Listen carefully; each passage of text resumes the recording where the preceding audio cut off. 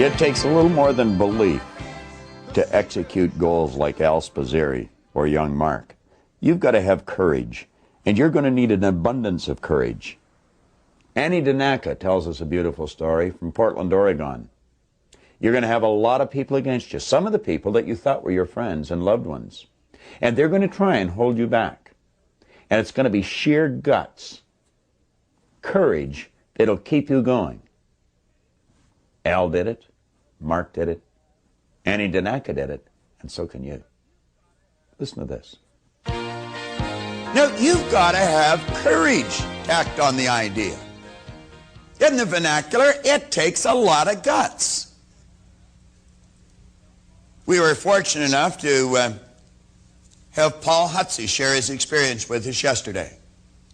You know, in that same meeting that I met Paul Hutsey in, I was living in L.A. at the time, and I had come into Toronto to work the conventions for that company.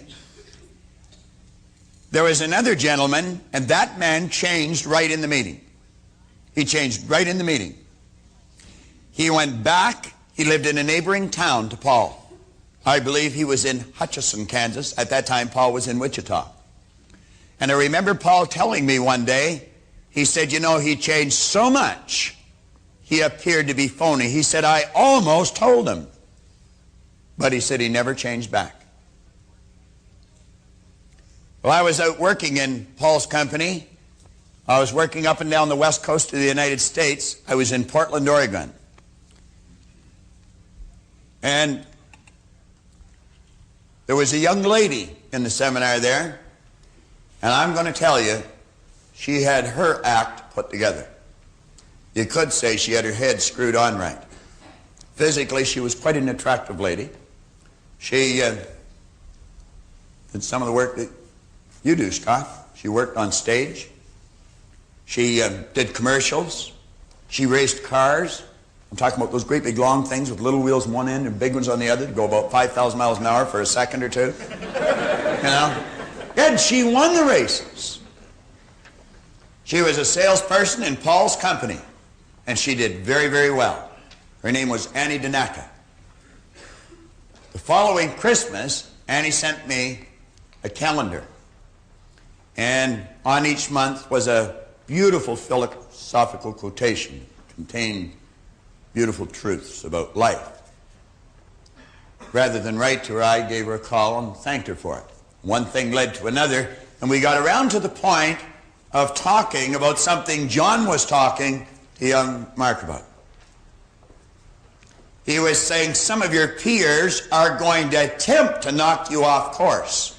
Well, I would go so far to say, Mark, that many of your peers are going to attempt to knock you off course. As you go to execute this big idea, understand not only do you have to adapt to the new idea, but the people around you are going to have to adapt to your new idea if they're going to accept you in their life.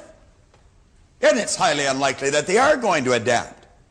You see, the people you've been associating up to now, they've been earning $18,000 a year, Al. And I would imagine some of those people probably have quit talking to you. Yeah, Marge sitting there, his wife, saying, yeah, that's right. Yeah, they've quit talking to us. I experienced this. When my income took off, some people I thought were my friends quit talking to me. Of course, you're earning this money. What are you going to do with it? Well, I like spending it. My wife gets a bigger kick out of it than I do, but you buy a nice new car. They say, oh, you're a big shot now. And, of course, you probably want to live in a nice new home. What was the matter with the old one? Not good enough for you?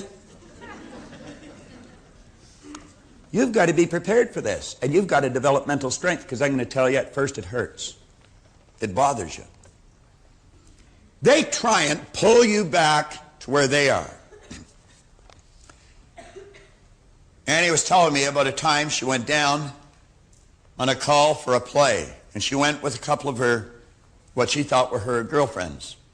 She got the leading role in the play, and the friends didn't even get in the supporting cast. I have never been in a play, but my daughter has, and one that Scott was musical director of, and I watched them rehearse. I went over and I got to know the cast. And they work hard. They worked long hours. This is before it ever goes on stage. I mean, they start early in the morning, they go till late at night. They may do this for weeks on end. Then just to find you got to rewrite this section, you got to learn it all over again. New energy has to be put into it. It's tough, grueling work. There's no audience there to give you applause. There's nobody there but the director, the producer, the critique what you're doing and say, that's not good enough, do it again, you know, do it different, do it better. It can be a little disheartening. Opening night is a big night, big night. Now, I know that intellectually. I don't really know it emotionally because I've never been in a play. But I watched them, and they were excited. And, of course, afterwards, there's a party for the cast. Because Colleen happened to be in this one, I was invited to the party, and I was standing watching them, and they were so enthused. They were excited. I mean, big deal. Well, opening night of Anne's play, her girlfriends didn't come out to support her. And that's usually a time, I know that one that I'm referring to with Scott, that Colleen was in. There were members of the cast where their families flew in from the United States. Yours did, as a matter of fact, Scott. I met his mother and his sister. In fact, I had breakfast with them after.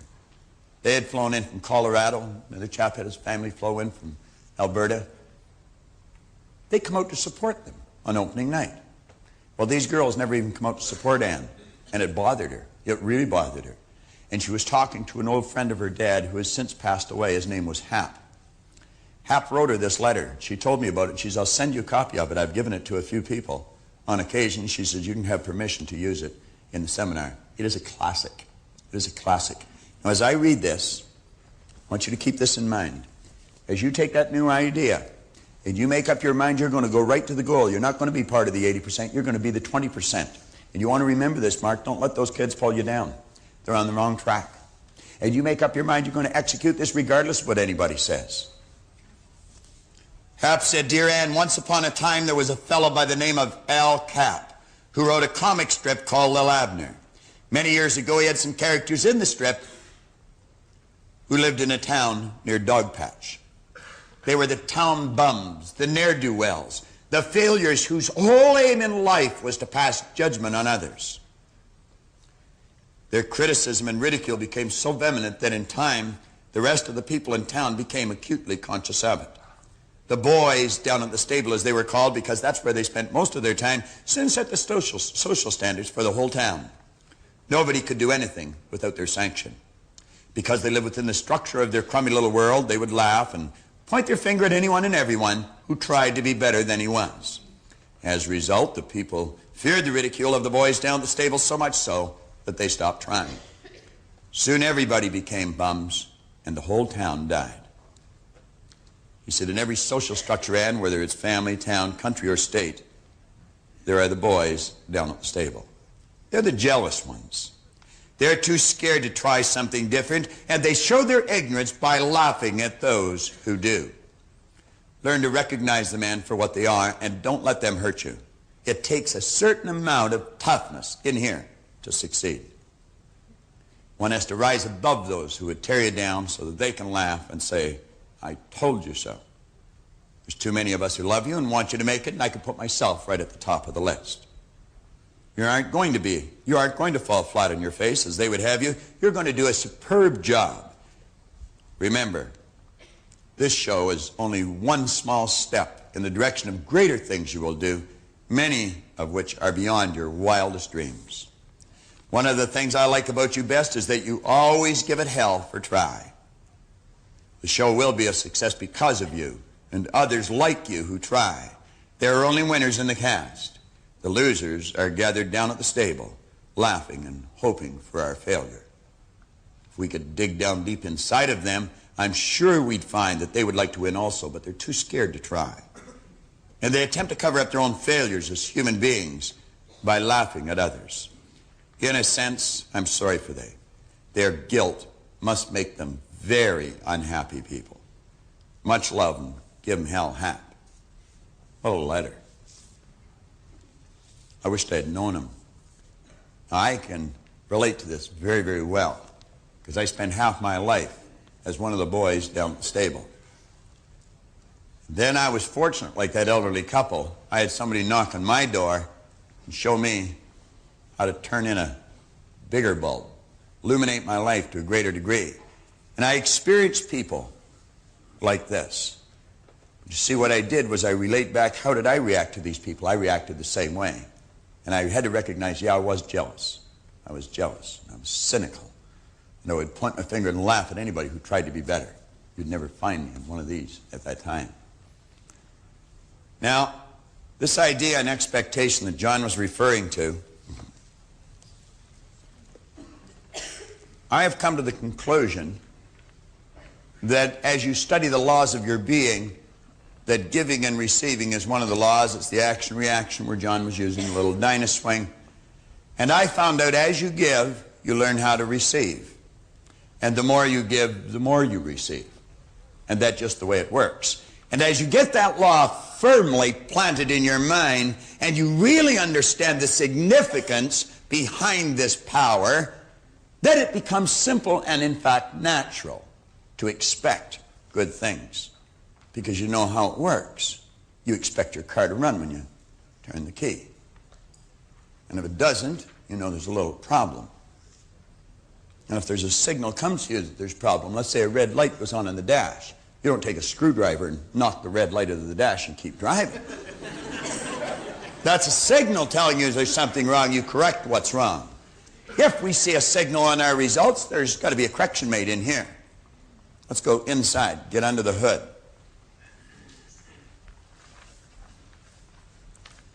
As I mentioned a moment ago, we were fortunate enough to have Paul here yesterday.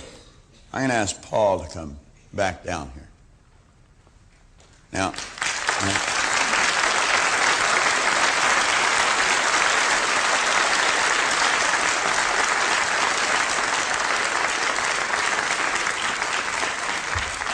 Paul, maybe we could just stand over here, all right? Now, I asked Paul to come down for a reason. John and I come up with an idea some time ago, and we've been working on this idea for a long time. Last night, having dinner with Paul talked about changing the number 2 to a candle, because it represented light, and light comes from inside. And I got thinking about this, and I was thinking of a quote that I guess you could say both John and I fell in love with quite a long time ago. And the quote kept playing on our mind and playing on our mind, and so we decided to develop an idea around it. And it is it's actually not a quote, it's an epitaph that Theodore Roosevelt wrote many, many years ago for his son, who had passed away or died in battle 6 months before his own death. And Roosevelt said, "Only those are fit to live who do not fear to die, and none are fit to die who have shrunk from the joy of life. Both life and death are parts of the same great adventure." He said, "All of us who provide service and stand ready for sacrifice are the torchbearers. We run with the torches until we fall, content if we can pass them to the hands of the other runners." Let me review part of it. He says, all of us who provide service. I think Paul provides a lot of service. I don't think he does. I know he does. And if you go throughout Texas, Missouri, Louisiana, Kansas, you're going to say, hundreds of people, they'll say, yeah, Hutsy sure does provide a lot of service. And then he said, and stand ready for sacrifice. Well, you know, he's already told us he's got 60 salespeople down there. He's got 8 managers. He's got 5 kids. He's got 19 grandkids. He's got a wife that's just a beautiful lady. And, yeah. I don't think he has to look for something to do on a weekend. When I asked Paul if he'd come up and share his experience with you and with all the people that are watching this, sitting in their home or at work, he didn't even say, let me think about it. He just said, sure, I'd be glad to, you know. Now, you know, most of us look at sacrifice as losing something. The true meaning of sacrifice is giving up something of a lower nature to receive something of a higher nature. I don't know what Paul would have done this weekend, but I do know last night he said, boy, that was just a great day. He said, what a great audience. He said, I had a wonderful time. So he gave up something of a lower nature. He received something of a higher nature. Now, John and I had an idea some time ago And we had someone design and make a little pin out of gold. Now it's a little gold pin. It has a wreath. It has a hand holding a torch. It's a torchbearer's pin. And we had decided we would make a lot of people torchbearers, show them that there is compensation in service and sacrifice. And we only had 2 of these pins made, one for John and one for myself, but we thought the first guy that we should make a torchbearer is Paul Hutsey. You know? Right here.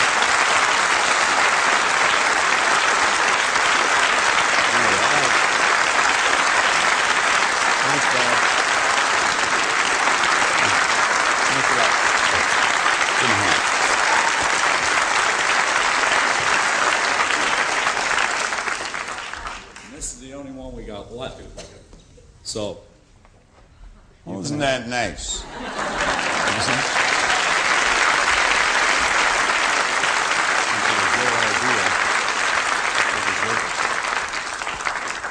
See how fast you get it back when you give it out?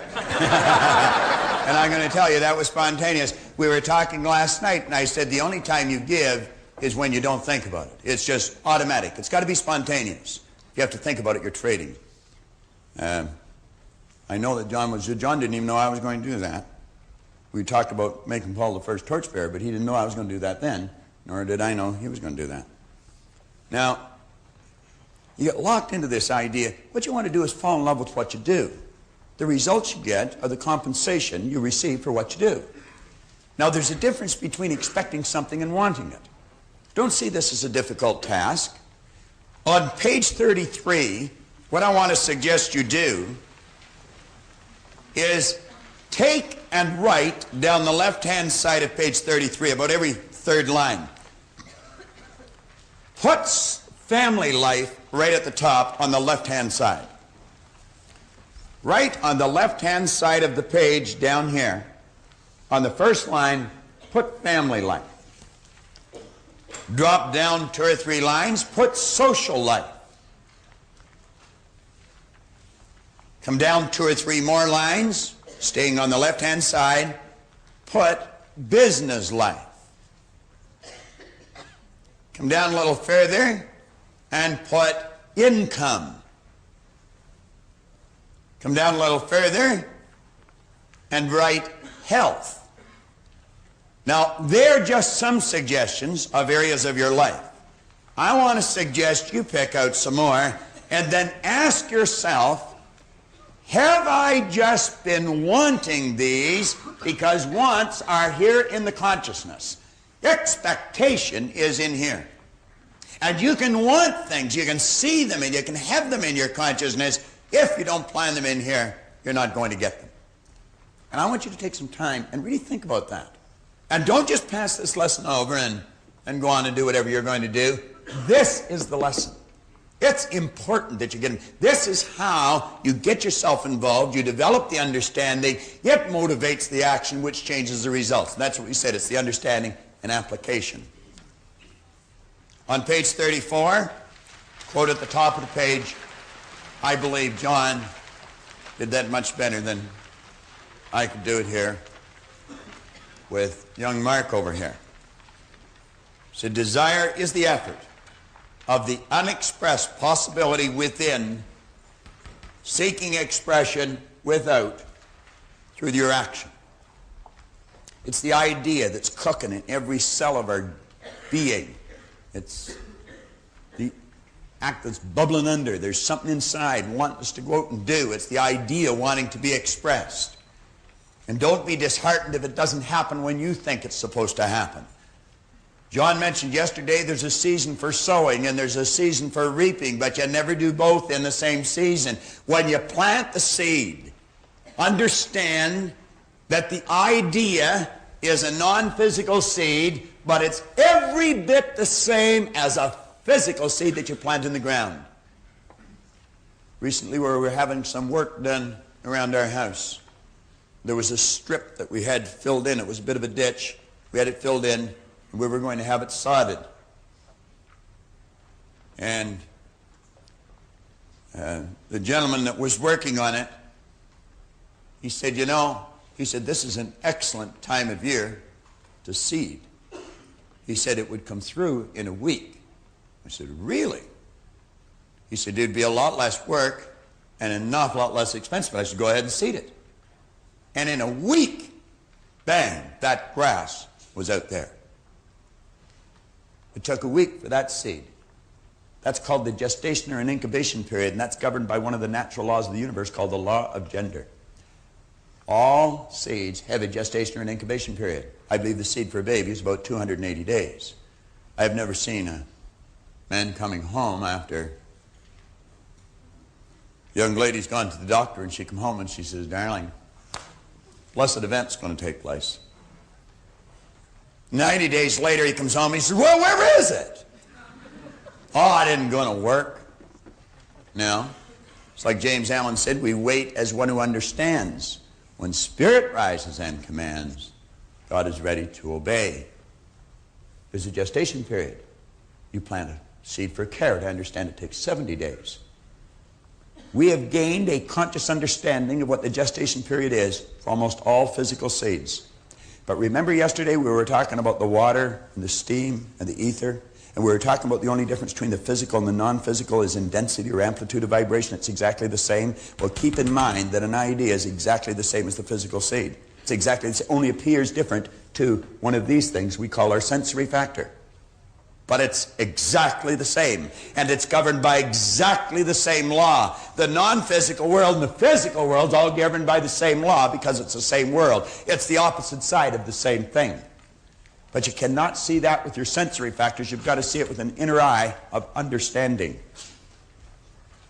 On page 34, we say, in other words, your idea, your dream, or goal can only be desired once it has been properly planted in this creative universal intelligence. And we suggested how you do that. You do that through constant spaced repetition, and you do it in a totally relaxed state. I don't think you write very good music, Scott, when you're uptight and things are bothering you and you got real pressing problems. You see, tension tires, relaxation rests and renews. Relaxation opens the chakras and lets the power flow freely through you. And that's really what you are as a channel. Use your relaxation, your visualization tape. You say, however, once your desire has been firmly established, it is the expectant attitude that ensures your goal or dream is not uprooted or replaced by any opposing idea. You see, when you understand how this power works and your conscious relationship to it, you're not going to be knocked off track by circumstance because you are expecting the right thing to happen. Like Paul Hutsey said, he said, I found the 10-acre lot because I was looking for the 10-acre lot. Most people don't expect it. They just think because they've changed vocations, they've changed towns, they've changed spouses, they've changed clothes, they've changed cars, that everything's going to happen. You don't change the kitchen by painting the outside of the house. If you want your results to change permanently and dramatically, you got to change them inside. Now we're on page 34. Therefore, it is imperative that you understand the following 3 points from Genevieve Breran's phenomenal book, Your Invisible Power, John was working with earlier. For they will help you to develop the understanding you need to form the expectant attitude. Now, let's take a look at these 3 points. All space is filled with a creative power. It's not just inside, it's like we said earlier, it's everywhere. This creative power is amenable to suggestion.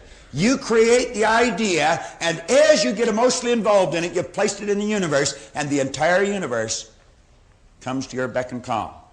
Such a phenomenal idea for us to grasp. We say the creative power only works by deductive methods. John covered that early yesterday. What do we mean by that?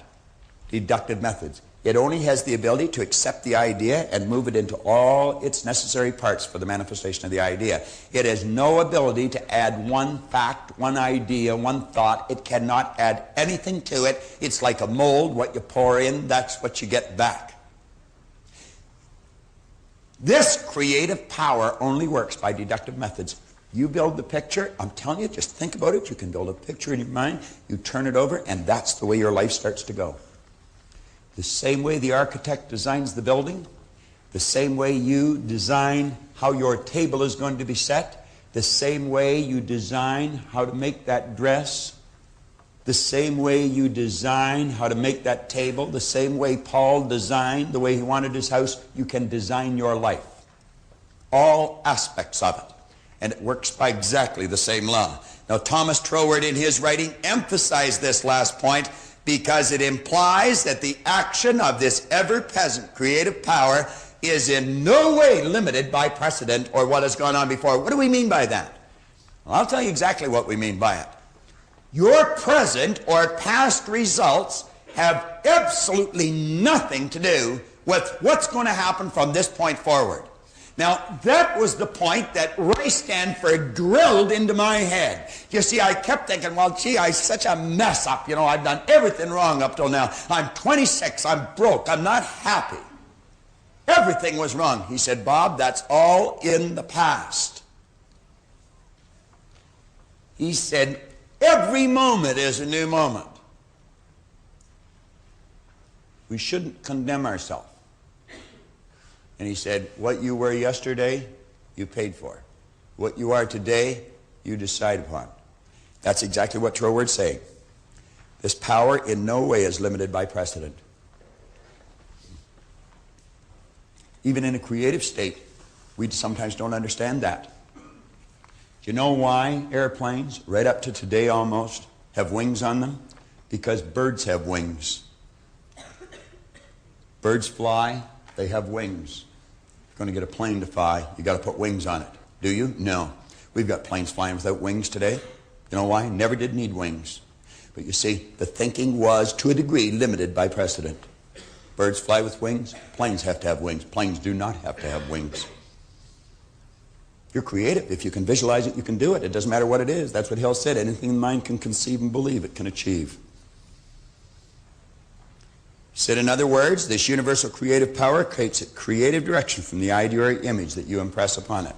It's just sitting there and it's waiting and saying, whatever you ask for, I'll give you. Before you speak, I'll hear. Was that just a nice little piece of scripture? Before you speak, I'll hear. Well, let's analyze it from a logical point of view. What precedes the spoken word, the thought? What's the thought set up? It sets up the vibration.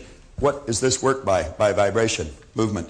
See, one of the laws of the universe is vibration. Everything vibrates, nothing rests. Everything from the electron to the universe is in a state of movement. Before you speak, I'll hear. Sound of God evolves around the law of vibration. I don't know if the book you've got has nothing on the next page, but my page is blank. If you want to take and number the next page, both sides of the next page, would you take and number that?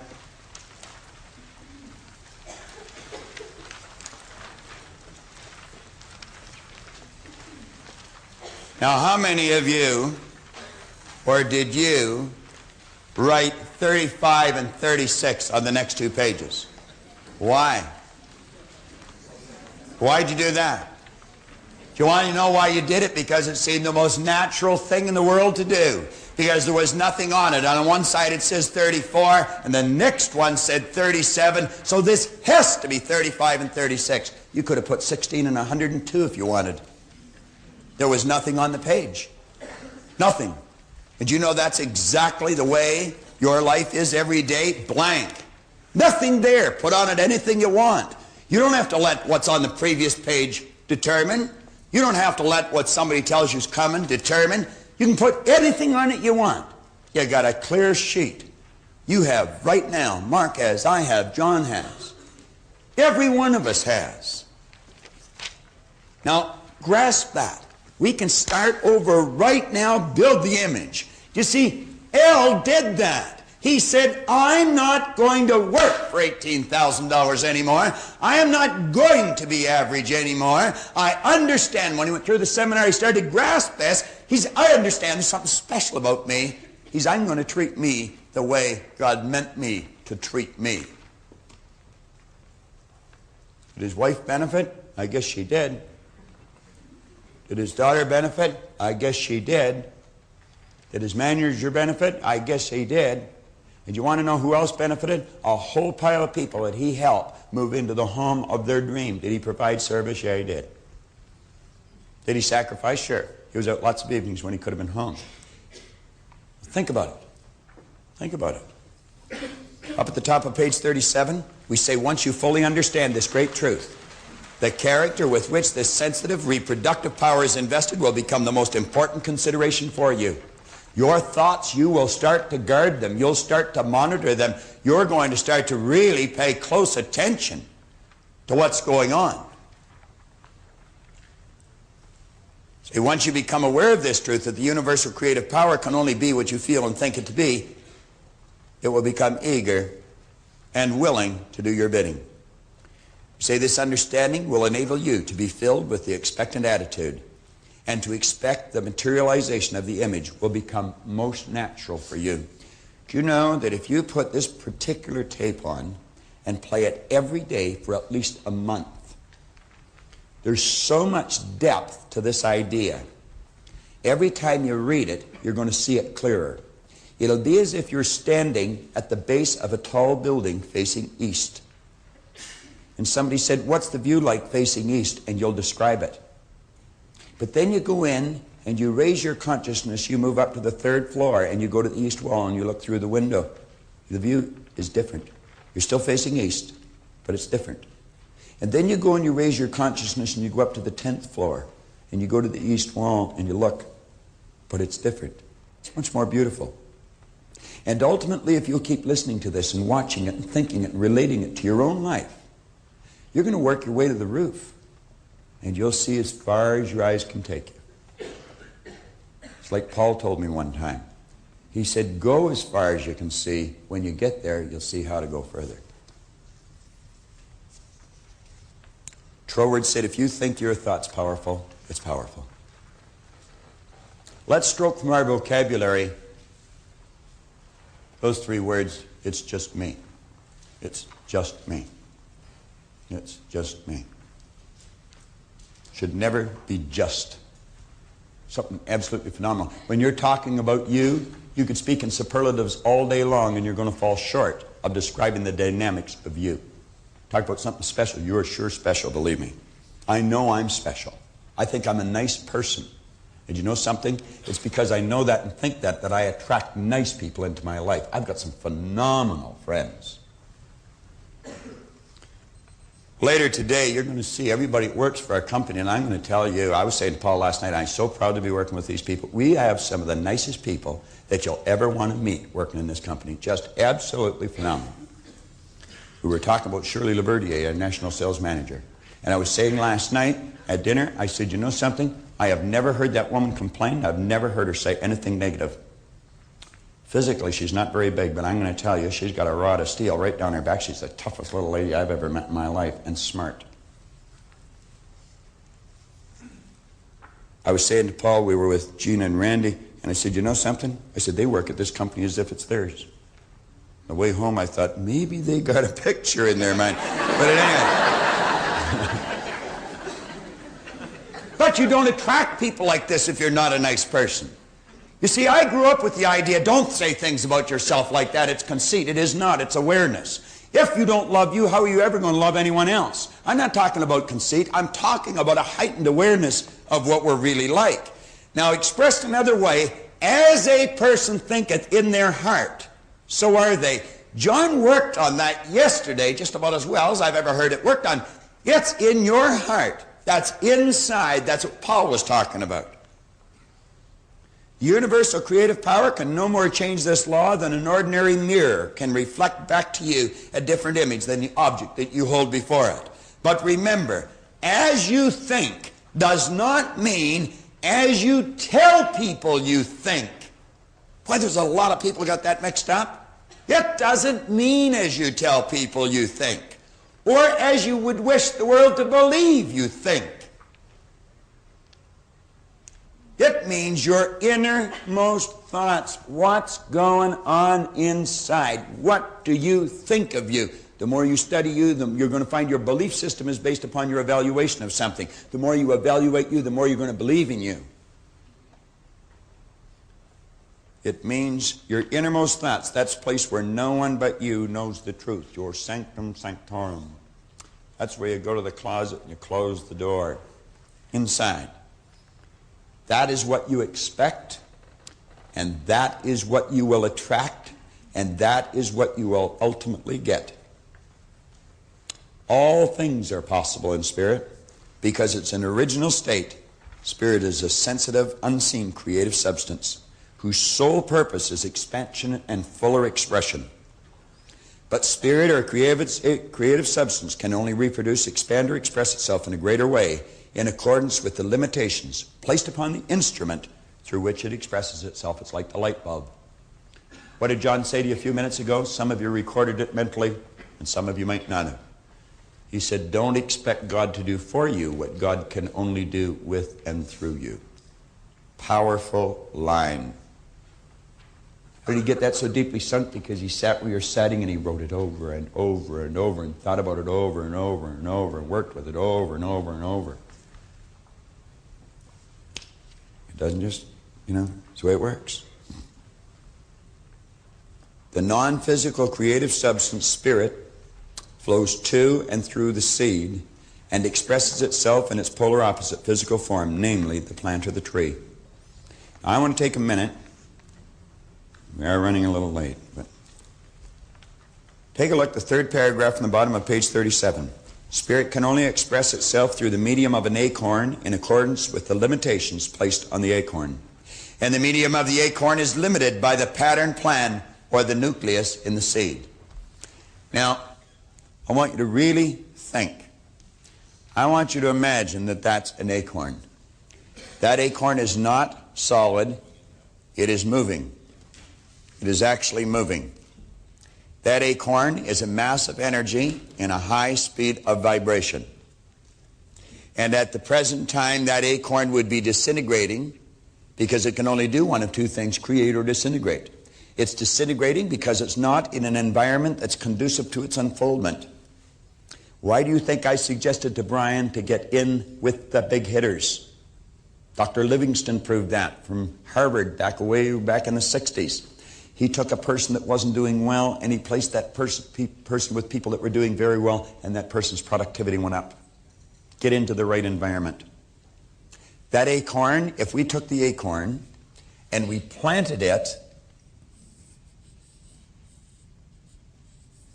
let's say that's the acorn, and we plant the acorn below the earth's surface, instantly and automatically, that acorn would start to attract particles of energy to it. If I took 2 drops of water and I moved them together, what would happen? They'd become one. If I took a drop of peanut oil and a drop of water and moved it together, what would happen? They'd repel. Why? Because they're not on the same frequency. They're both massive energy, but not in harmonious vibration.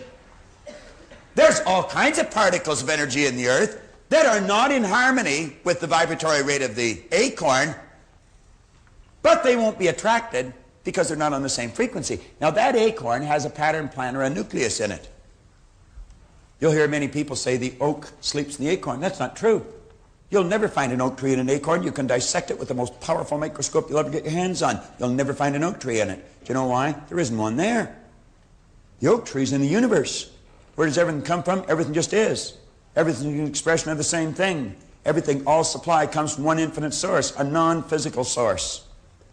Same as your money, your health, and everything else. This acorn has no ability to alter its state of vibration, so it keeps attracting little particles of energy, just like a magnet. And as they join with the acorn, it's like the drop of water. Keep adding drops to it, and pretty soon you're going to have a big puddle. This thing has to what? Expand. We call that growth. And a shoot comes out of the bottom, and another little shoot comes out of the bottom. Pretty soon a shoot comes out of the top, and it bursts through the earth into the atmosphere. And from the atmosphere, particles of energy, unseen to the physical senses, but not unseen to this power, and it's attracted, and that thing starts to grow, and pretty soon it has roots, and it has a trunk, and bark, and branches, and twigs, and leaves, and it has the whole thing. Do you know why? It cannot change its state of vibration. It's locked in. That's why an acorn can only grow into an oak tree. Carrot seed can only grow into a carrot. Want to know what makes us unique? We can grow into anything we choose because we build the idea, it becomes the nucleus, it controls our vibration, and that dictates what we attract to us. You know what our problem is? We're growing into an oak tree one day, a carrot the next, a maple tree the following day. And you know why we do that? Because we don't see what we think with our limited awareness is coming to us on time. We want the leaves before we even get the roots. Won't work. Never has, never will. Get locked into your idea and stay in that vibration regardless of what's happening. I've often said you'd have to put a great big bullet right through here to get me to stop doing what I'm doing. I don't want to do anything else. I made up my mind a long time ago. This is what I was going to do, and I was going to work at getting better at it every day. Lock into something. Find something you love to do and dedicate your life to it. I see people come into this business, and because they haven't made it in 3 weeks, they say, oh, hell, it won't work. You know, what do you mean won't work? Anything will work. They do it like they play a yo-yo. It's up and down, I'll throw the yo-yo away. You know? Never master it. Do you know the average person reads at a grade 7 level? We learn to read by the time we're in grade 7 and never improve upon the skill. Very few people ever master anything. I want to suggest that through the repetition of listening and looking and watching this, you're going to master whatever you love to do. Go and do it. Get the courage to step out and do it. On page 38, Genevieve B. Rand said, when your understanding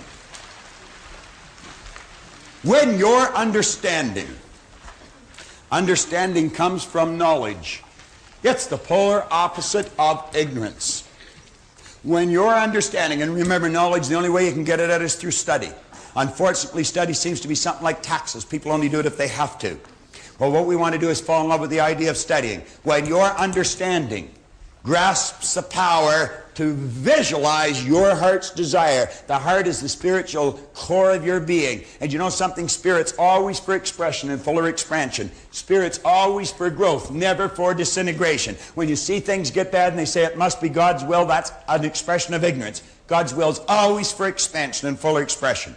Greater ways, greater things. That is God's will for you, for me, for everyone else. Never for hard times. Abundance is our birthright. We've been conned, folks. She said, when your understanding grasps the power to visualize your heart's desire and then hold it with your will. Don't let some peon suggestion knock the idea out of your mind that you can't do it because you never have up till now. Hold the idea with your will. Concentrate. Do like Napoleon. He said, I see only the objective. The obstacle must give way. Do like he did, but don't be like he was. He wasn't a nice person.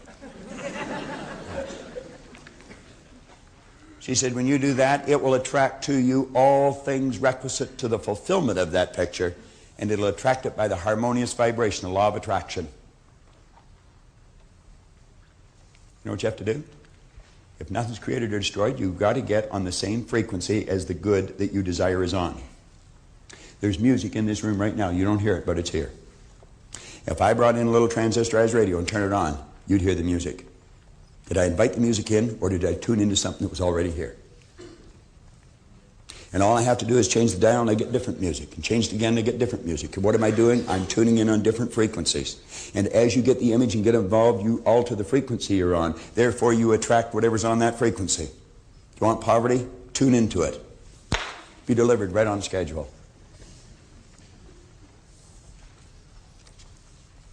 Me, I've never liked poverty. Never. even when I lived in it.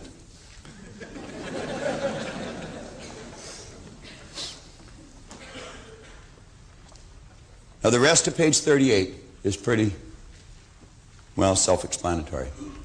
You fill it in, but make sure you fill it in. On page 39, there are 3 lessons here, or 3 concepts. It'll take in whatever John's explained and what I've explained. 3 certain steps for prosperity in all areas of your life. On page 39. Number 1, build the image. That's plugging in the bigger bulb so that you can illuminate your life in a greater way. Turn it over to Spirit. Turn it over to Spirit. Let go and let John. Let go and let God. I was thinking of John as I was saying that. But for good reason. So we didn't edit it. It's for your benefit too. You know, when John and Pat Swanton talked to me about that house on Seven Barge Walkway that I made reference to yesterday, that Vera Bott and Brian and Leslie now live in, they came to me after they put a deposit on that, and they were worried because they didn't have the money.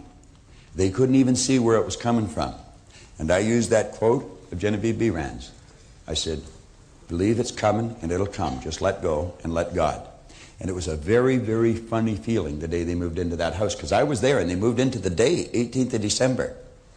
The only thing that was in that house that was movable was the stove and the fridge.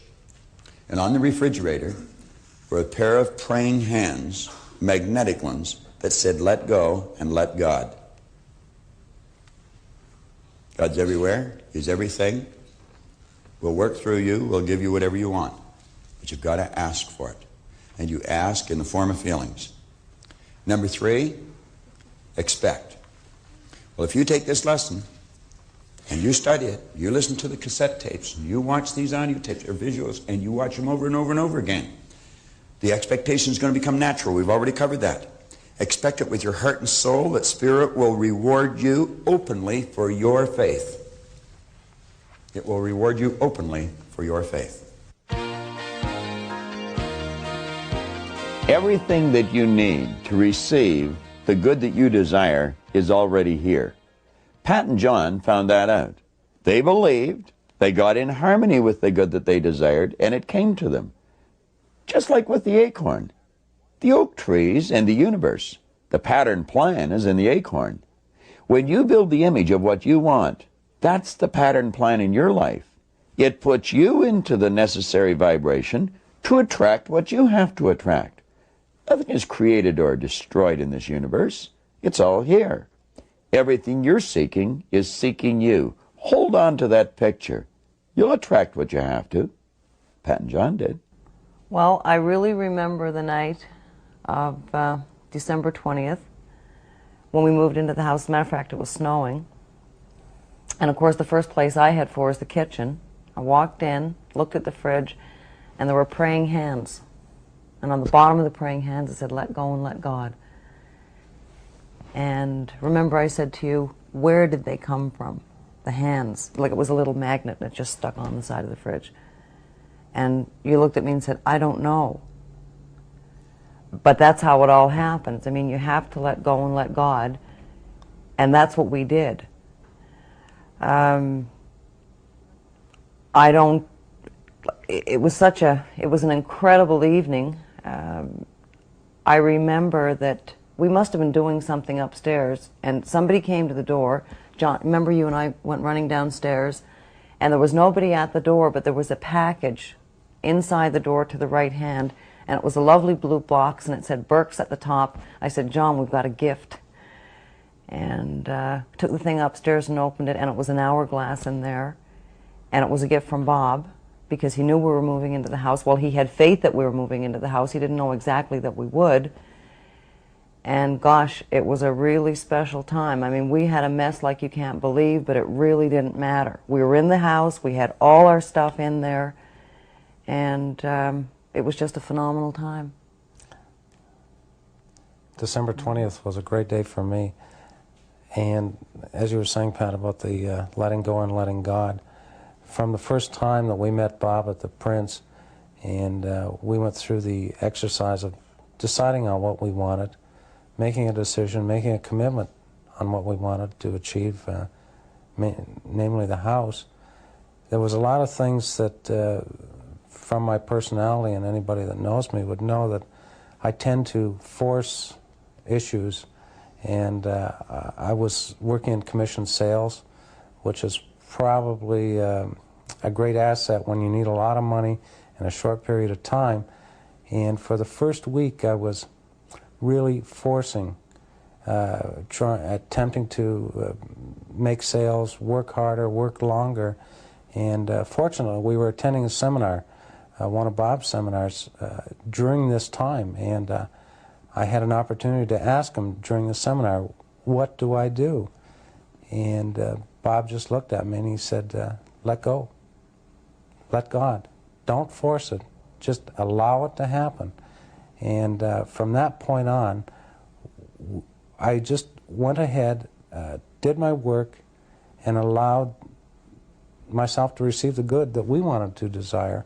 And it was the most important part of that exercise was to learn what to do when you want to achieve something, whether it's a sale, whether it's a house, whatever it is. There's a number of years have passed since we purchased that house, and every day of every week, some little thing that we learned during that 7 weeks in late 1982, has come back to help us in our day-to-day life.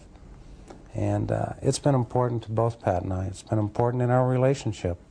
It's been important in building our financial stability that we have today. We feel that what we've learned has helped us achieve everything that we have now. And we had to let go and let God to achieve that. And we still do. And we still do. Now, we've covered this concept of expectation and expecting abundance. What we really want to do is raise our level of awareness so the expectation becomes a natural state for our mind to be in. And we've already mentioned that expectation is a mindset. It's a mental state. And you're going to find that that state comes to you with an increase of awareness. Now, in talking about the law of vibration, we're starting off here saying the law of vibration explains the difference between mind and matter, between the physical state and the non-physical state of everything in the universe, which includes you. So we're talking about the non-physical, and here we're talking about the physical. Now, this non-physical part of our personality is where the mental magic starts to take place. We call these our creative tools. They're mentioned in an earlier lesson under the heading of intellectual factors. And it's the intellectual factors that we want to develop. And in developing them, what we do is raise our level of consciousness. Now you come back here, we say under the law of vibration, we find that everything vibrates, nothing rests. Everything is in a constant state of motion. There is no such thing as inertia. From the mental to the grossest form of matter, all is in vibration. This lectern is made of, I suppose we would call it lucite. However, it appears to be solid, but it's really not. If you look under a microscope, you'll see particles of energy moving. And of course, that would be the same with every physical form that you might look at under a microscope. Now, we say graduating between the lowest and the highest form of vibration, there are literally millions of cells or levels of vibration. Rates of vibration are known as frequency. The higher the frequency, the more potent it becomes. Thought being one of the highest forms of vibration and very potent in nature should certainly be understood. Now, I have mentioned in many, many seminars that thought waves are cosmic waves that penetrate all time and all space. It's not an accident if you happen to be wandering down the Champs-Élysées in Paris or maybe Oxford Street in London, England, and a loved one may be sitting in Colorado Springs, and they're really concentrating. Something has happened at home, and they really want you to phone home. All of a sudden, you get a feeling you should phone home. Now, what did we say feeling was? Vibration. Their thought waves are in resonance or in harmonious vibration on the same frequency as certain cells in your brain. And as that thought wave of theirs strikes your brain cells, it sets up a vibration in you. You call that a feeling. You've got a feeling you should phone home. And you phone and they'll say, oh, thank goodness you phoned. We've been wanting to talk to you. Do you think that's an accident? Again, it's the same thing when you pick up the phone to phone someone. You haven't touched the dial. The phone hasn't rang, and yet the other person's on the other end. We put that off as coincidence, and we laugh about it. It's an absolute law. You were in tune with the other person. Now, we started out yesterday morning with a glass of water. In the earliest lesson, we were coming under and talking about these three parts of our personality, and then we related it to energy. I held up a glass of water, and I said, in the state of vibration it was in, the energy was called water. Then we talked about heating the water. We called the same energy steam. It wasn't water any longer. And then we continued to heat the energy, and then we called it air, ether, or gas. It was the same energy. Now, let's let these lines here represent levels of vibration, or we could refer to them a different way, levels of consciousness. Now, we're going to take this bottom line and make it a little heavier. We'll put a couple of arrows on it. And then we will write the word self. Now, I would suggest that in your exercise book, on the opposite page to the law of vibration and attraction, that you make a drawing like this. Now, underneath, we'll write the word simple.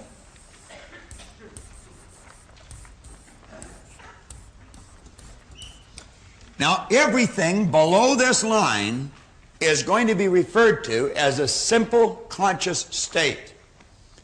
This line is referred, and everything above, as a self stage of consciousness. Now, what we're dealing with are levels of vibration in consciousness. An animal is in a simple state of consciousness. We could have a little dog here on the set, and the dog would know it's on the set, but it doesn't know it knows it. A dog operates, as you and I do, with sensory factors, and they are to help the person communicate with their outside world, but they're not operating with any intellectual factors. They operate with instinct, which is perfect. So the dog knows and yet knows not. It's able, through its sensory factors, to look at its outside world, but not able to look at its inner world.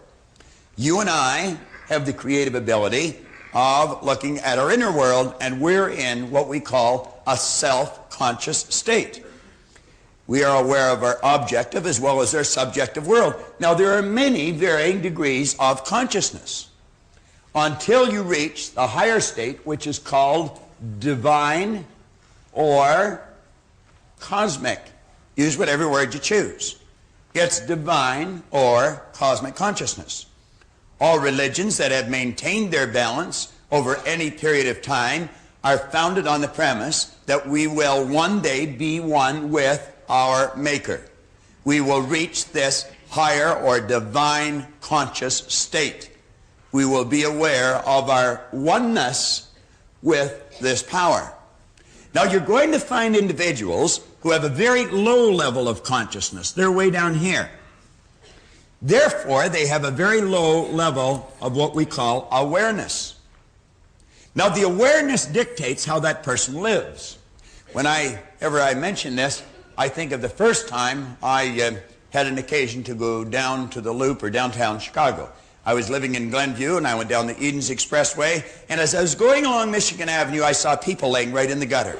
They were absolutely filthy. Now, these people were virtually living in an animalistic state, almost. And you would say, well, they're stupid. No, they're not stupid.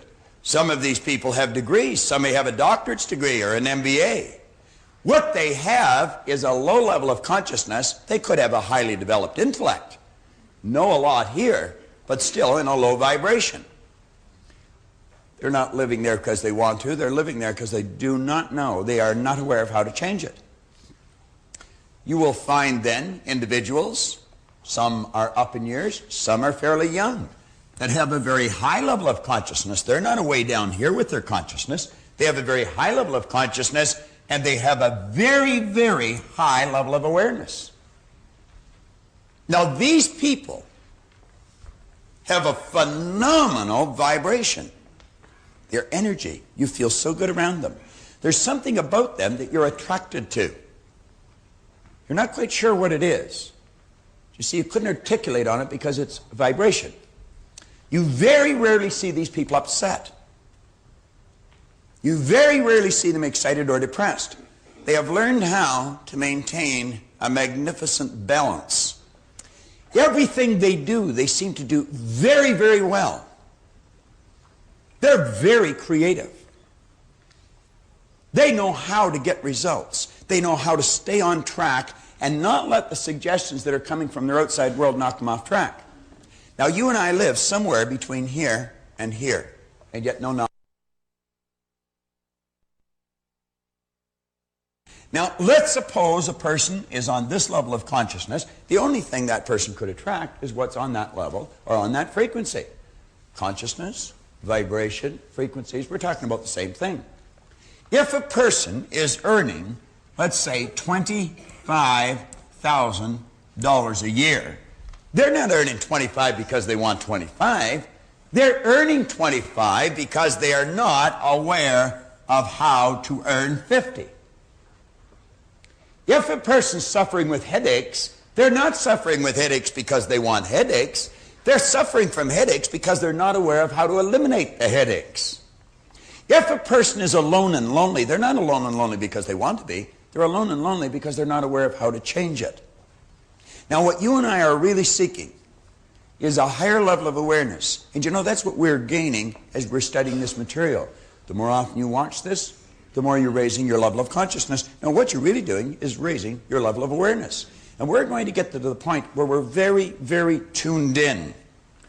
We say the law of vibration could be explained in many ways for various purposes. In this seminar, it is our intention to confine it to thoughts, an effort to improve the quality of our life. Now, I'm just going to touch on the first couple of pages, and then John's going to come up and tie this in on this board to goals.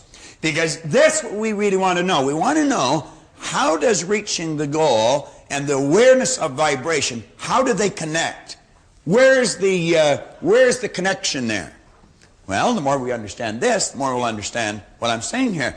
Because everything vibrates. So what we want to do is get into harmonious vibration with whatever good we desire. We say here on the bottom of page 41, third paragraph in the bottom, for you to grasp a clearer understanding of how you can actually take dominion over your results, to understand how and why thoughts and things come into your life as they do, you must go back to this basic premise which we started with in the very first lesson, where I held the glass of water and talked about the energy. We called it water, we called it steam, we called it air, ether, or gas. It was the same energy, it was just altering its level of vibration. Now we say energy is neither created nor destroyed. All science and all theology have taught us that for, let's say, for the past 6,000 years at least in recorded history. Now, everything is merely in a constant state of vibration, being manifest in all varying degrees of vibration. We have the ability to alter the vibratory rate of anything. I could take and alter the vibratory rate of this lectern. Call it lucite. I could turn it into air, ether, or gas. I did that yesterday with a dollar bill. Just 1 minute it was paper, boom, the next minute it was air. I had the choice, I had the ability to do that because I'm a creative being. I do have dominion over.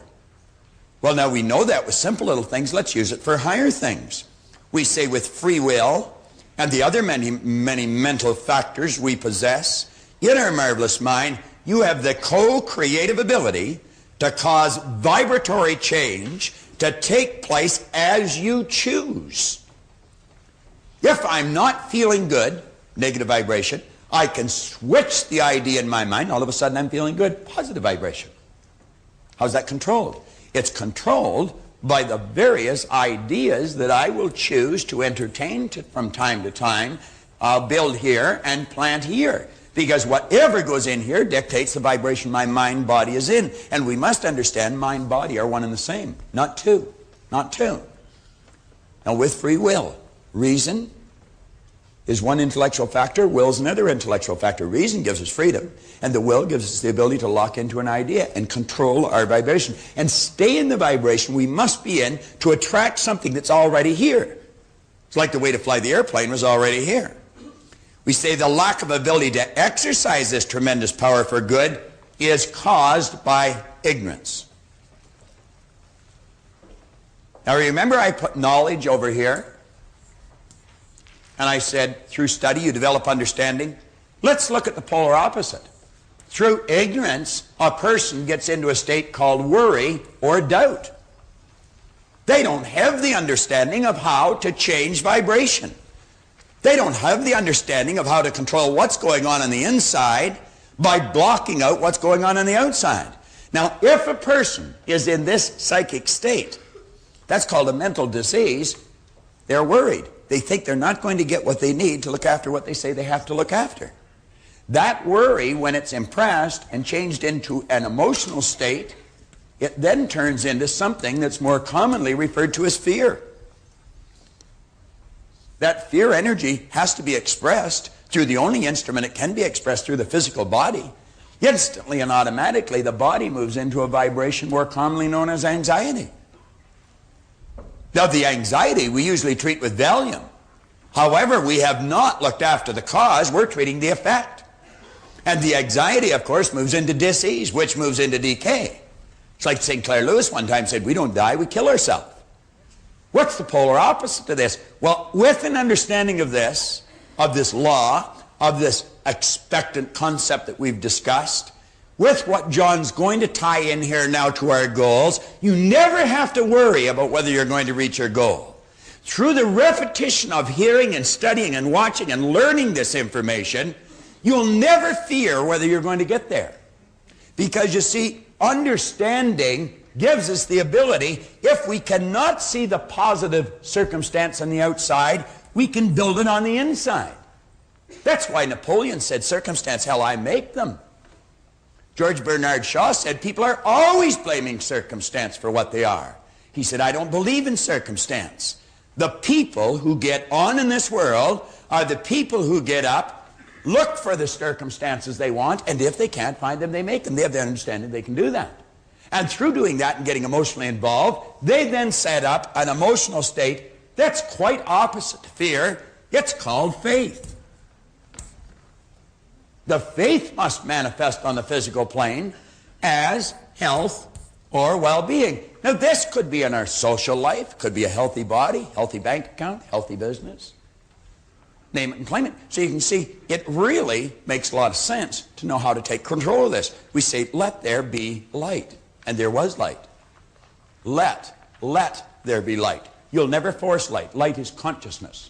Force negates. Force only works in the physical plane of light. On the mental plane, you have to let it happen. You just let it flow into your consciousness.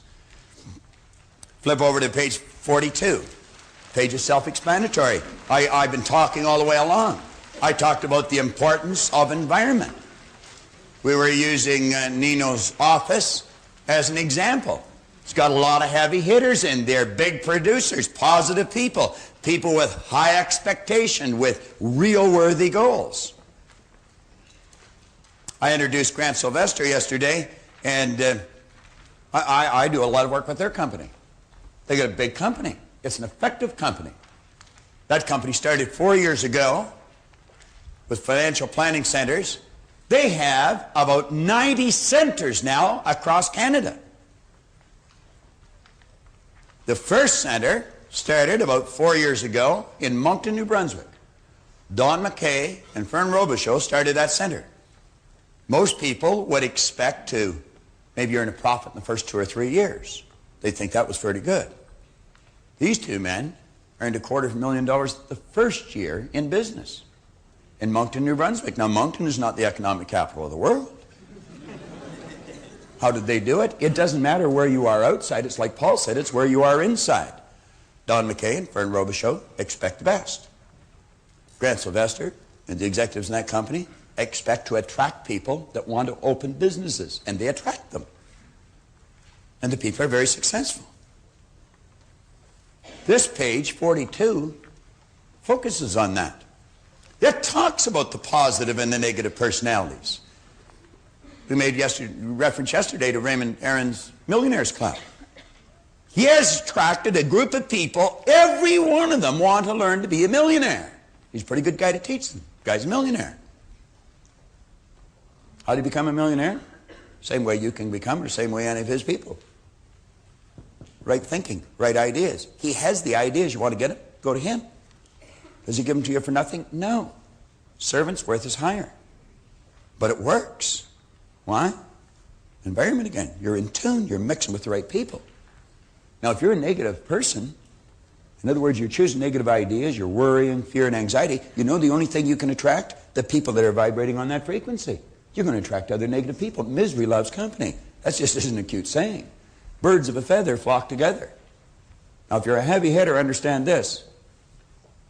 Eagles don't flock. Sparrows do. Big difference. And the heavy hitters, they're all attracted to each other. They go to the same clubs. They take the same kind of vacations. They drive the same kind of cars. They live in the same neighborhoods. Now, if you're not one, how do you become one? Mix with them. You choose your environment. That's exactly what I did. 27 years ago, I was sitting in a bar here in Toronto. That's where I used to spend most of my time and all my money that I could beg, borrow, and steal. I very rarely earned very much in those days. One day I picked up a glass and I looked at it and I looked around and I thought, they're all bums in here. They were. Then I thought, geez, I must be a bum too because I'm always here. I'm one of them. They're one of me. You know what I said? I put the glass down. I said, I'm never coming back as long as I live. And I never have. I never have. And strange thing, none of them have phoned to see how I am. That's almost 30 years ago.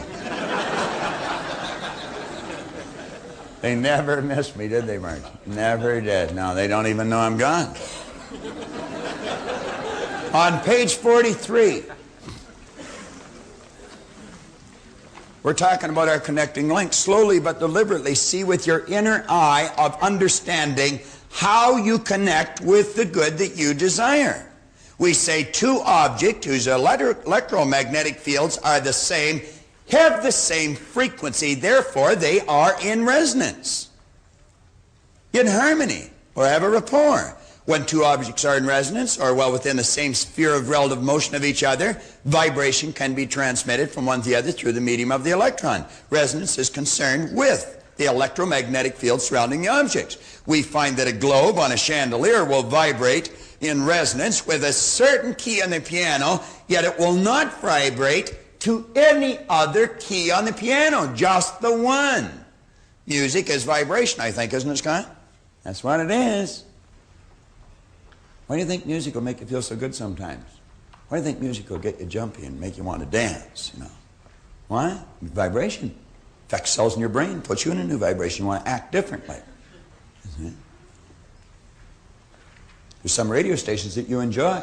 They're in harmony with the way you think. There's some that drive you crazy. They're not in harmony with the way you think. But there's a market for them all. We say all electrical, on page 43, around the middle of the page, all electromagnetic waves or quantums have their rate of frequency, which means the number of changes in direction per second. The electric wave spectrum is in a scale of vibration and is divided into regions. One must remember that these regions are not actual divisions, but merely arbitrary spaces covering frequencies that manifest in our senses in different ways. Each region blending into both the one above and the one below, like we said, like the colors of a rainbow. Now we say the earth and the universe are all but degrees in one scale and are in their basic nature the same. The difference be solely a matter of degree or vibration. All manifests of the same energy. Do you know that when you grasp this idea, all of your prejudices will disappear. It'll disappear. just like the negative consciousness we're going to show you in the next lesson. They'll disappear.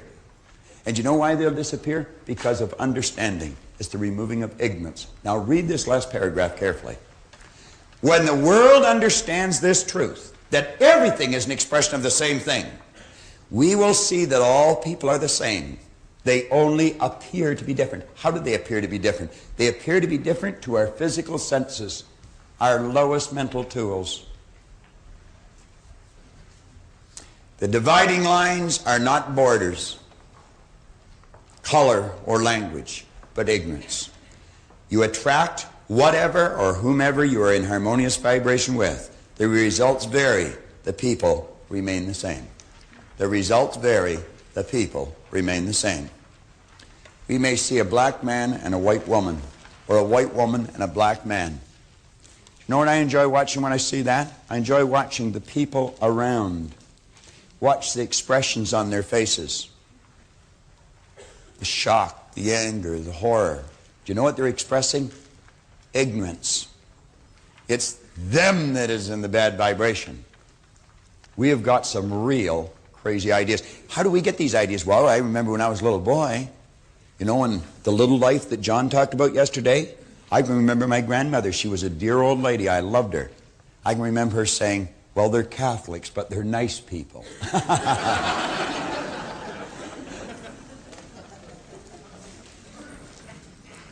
On page 44, we say everything is an expression of the same thing. Now, we're repeating ourselves just different ways. But I want you to take time and read these paragraphs carefully. Re-listen to these tapes. Watch these videos over and over and over again. And tie it in with what we're saying here, and it's going to take on a different meaning. In the second paragraph, you are connected to everything in the universe and everything with you. Whether you can see it with the naked eye or not is unimportant. The only difference between one thing and another is in density or amplitude of vibration. That is the only difference. When you choose certain thoughts, brain cells are affected. They vibrate and send off electric waves. When you are concentrating on those thoughts, you increase the amplitude of vibration of those cells, and the electric waves become much more potent. Do you want your thoughts to be more potent? Develop the willpower, the will, and the mental faculty. That gives you the ability to concentrate. I'll give you an analogy that you're all familiar with. It'll do exactly the same thing. You go outside on a nice sunny day, and you all did this from your little boys and little girls, and you take a magnifying glass, and you may have a piece of paper, some leaves, or you might even have your hand there. And you take the sun, and you put the magnifying glass between the sun and the object, and you can start a fire with it. How? You increase amplitude of vibration. The rays become much more potent. They become hotter, and like that. Let's take a candle, and let's suppose I put a sign way over here on the wall. We turn out all the lights, and I'll light the candle and ask you to read the sign. You'd say, I'm not able to. And I'd say, why? You'd say, there's not enough light. That would appear to be the correct answer, but it would be wrong. The reason you're not able to read the sign is because the light is not being directed at the sign. Now, if I took exactly the same candle power and I confined it in a flashlight and I held the flashlight towards the sign, you'd be able to read it with ease. See, well, the candle's here. Some of the light's going on you, some on me, all over the place. But when I confine the same candle power to a flashlight, I'm marshalling the energy and I'm directing it towards a given point, and it becomes much more powerful, and you'll be able to read the sign with ease. Enough light, misdirected. We got enough power, we misdirect it. We think of too many unimportant things. Our mind's shooting all over the place. The average individual would have more ideas running across their mind in a matter of a minute than you'd find in the Encyclopedia Britannica. Just total loss of control. Know that you are originating those electric waves, and know that you are also determining the density of them by your own choice. You must also know that since you are originating these electric waves, your whole being is in that particular vibration. Now think. You're taking brain cells and you're causing them to increase in amplitude of vibration, and you're sending off a powerful surge of energy. Do you know the only energy those brain cells can take on is the same energy it's sending off? The only energy those brain cells can take on is a like energy to that which you're sending off. You focus on the negatives in another person, what kind of energy do you think you're taking on? What kind of a vibration do you think you're in? Think it might be a wise idea to focus on the good aspects of even the worst situation? I could have got upset when the yo-yo string broke, or I could laugh at myself. I've got a choice. One time I wasn't able to laugh at myself. Now I frequently do.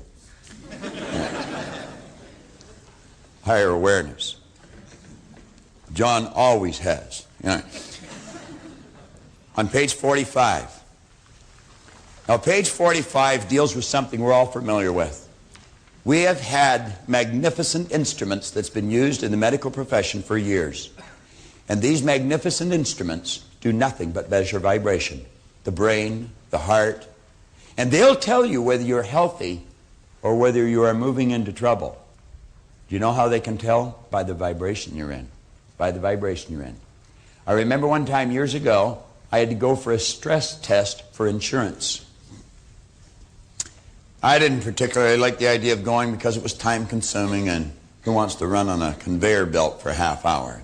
They'd have you running up and down stairs and jumping up and down steps. And then they'd lay you down and they'd wire you up.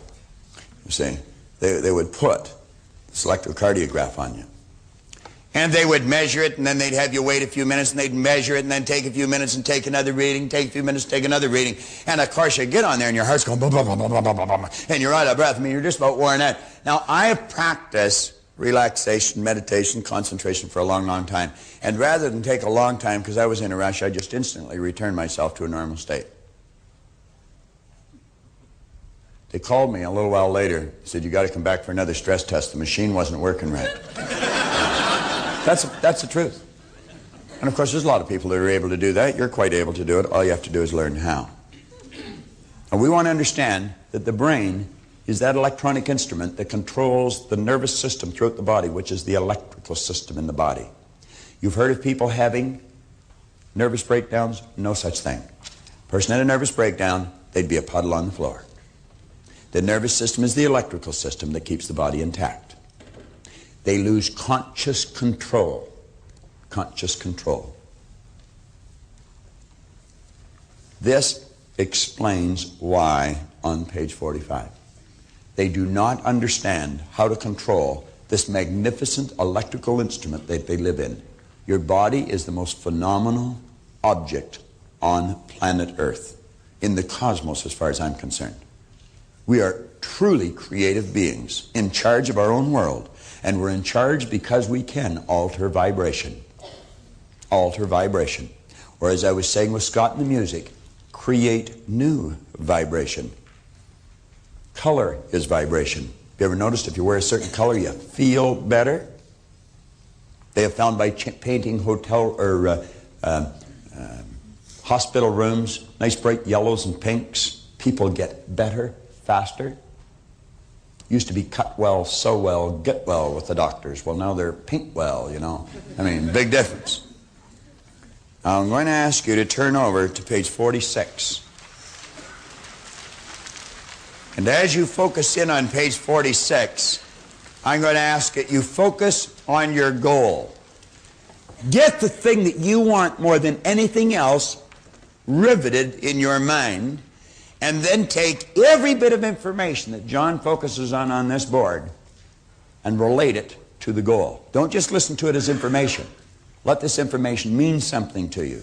And take all the ideas that he's going to come across and direct it towards the object or the thing that you truly desire. Dr. Ken McFarland, the late Dr. McFarland, the great educator, he said anything's possible if the motivation is strong enough. You'll remember Heinz Dawes, how his circumstances were not too favorable. He thought he was going to lose his house. Well, Heinz was sitting in the seminar.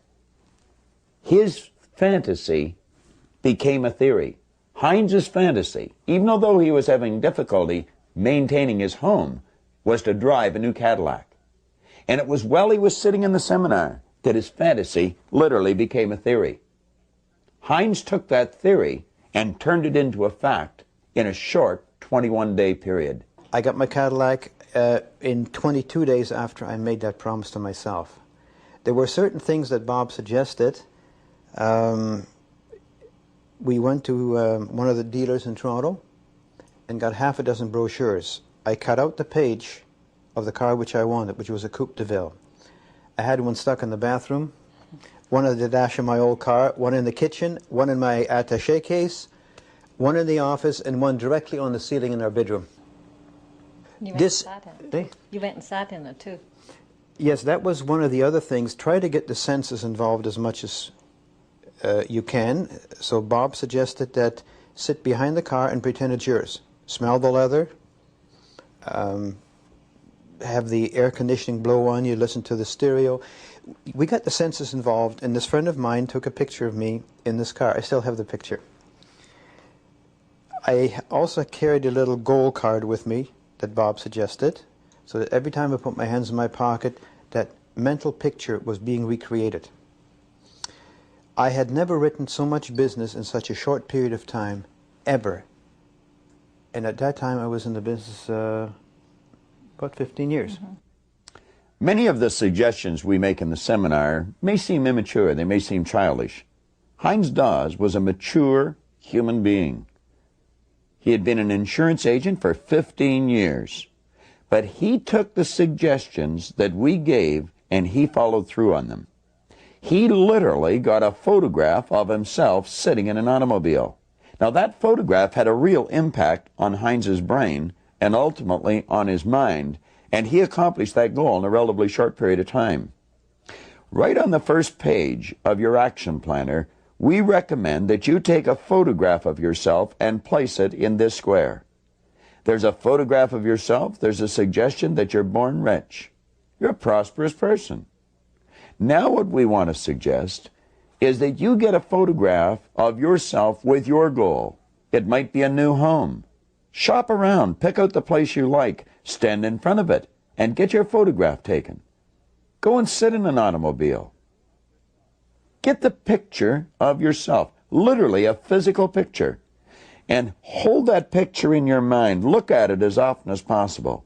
Now, John Kanary is going to talk to you about the importance of vibrations and goals. Vibration is everything. That's what the picture does. It puts you in the vibration. Listen to John as he elaborates on that.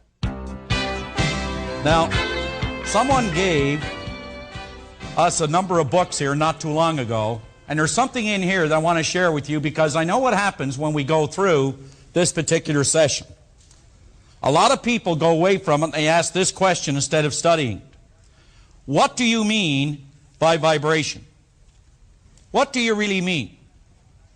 Well, this is about the best definition I've ever found. Every thought changes the rate of vibration. As you are enabled to think greater, deeper, higher, and more forceful thoughts, the brain cells are refined and they become more powerful and they are enabled to receive finer vibrations. What does that mean? I say time and time again to people that we don't get what we want, but we do get what we are. Now you've got to really think about this. We don't get what we want, but we do get what we are. That's probably one of the most important things that I've ever heard. Not only heard, but it's one of the most important things I've ever learned. How do we actually get what we want? By becoming something different in vibration. Now, let me allude to something that I mentioned earlier and something Bob's been talking about quite a bit. When you talk about the attitude of an individual, I mean the total person. What you're actually stating is that my thoughts, my feelings, and my actions represent what is called my attitude.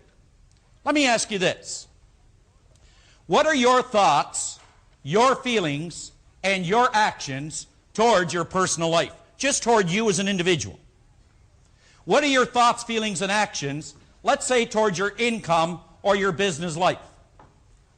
What are your thoughts, your feelings, and your actions, let's say, towards your family life? Because you see, your thoughts, feelings, and actions is what determines your state of vibration.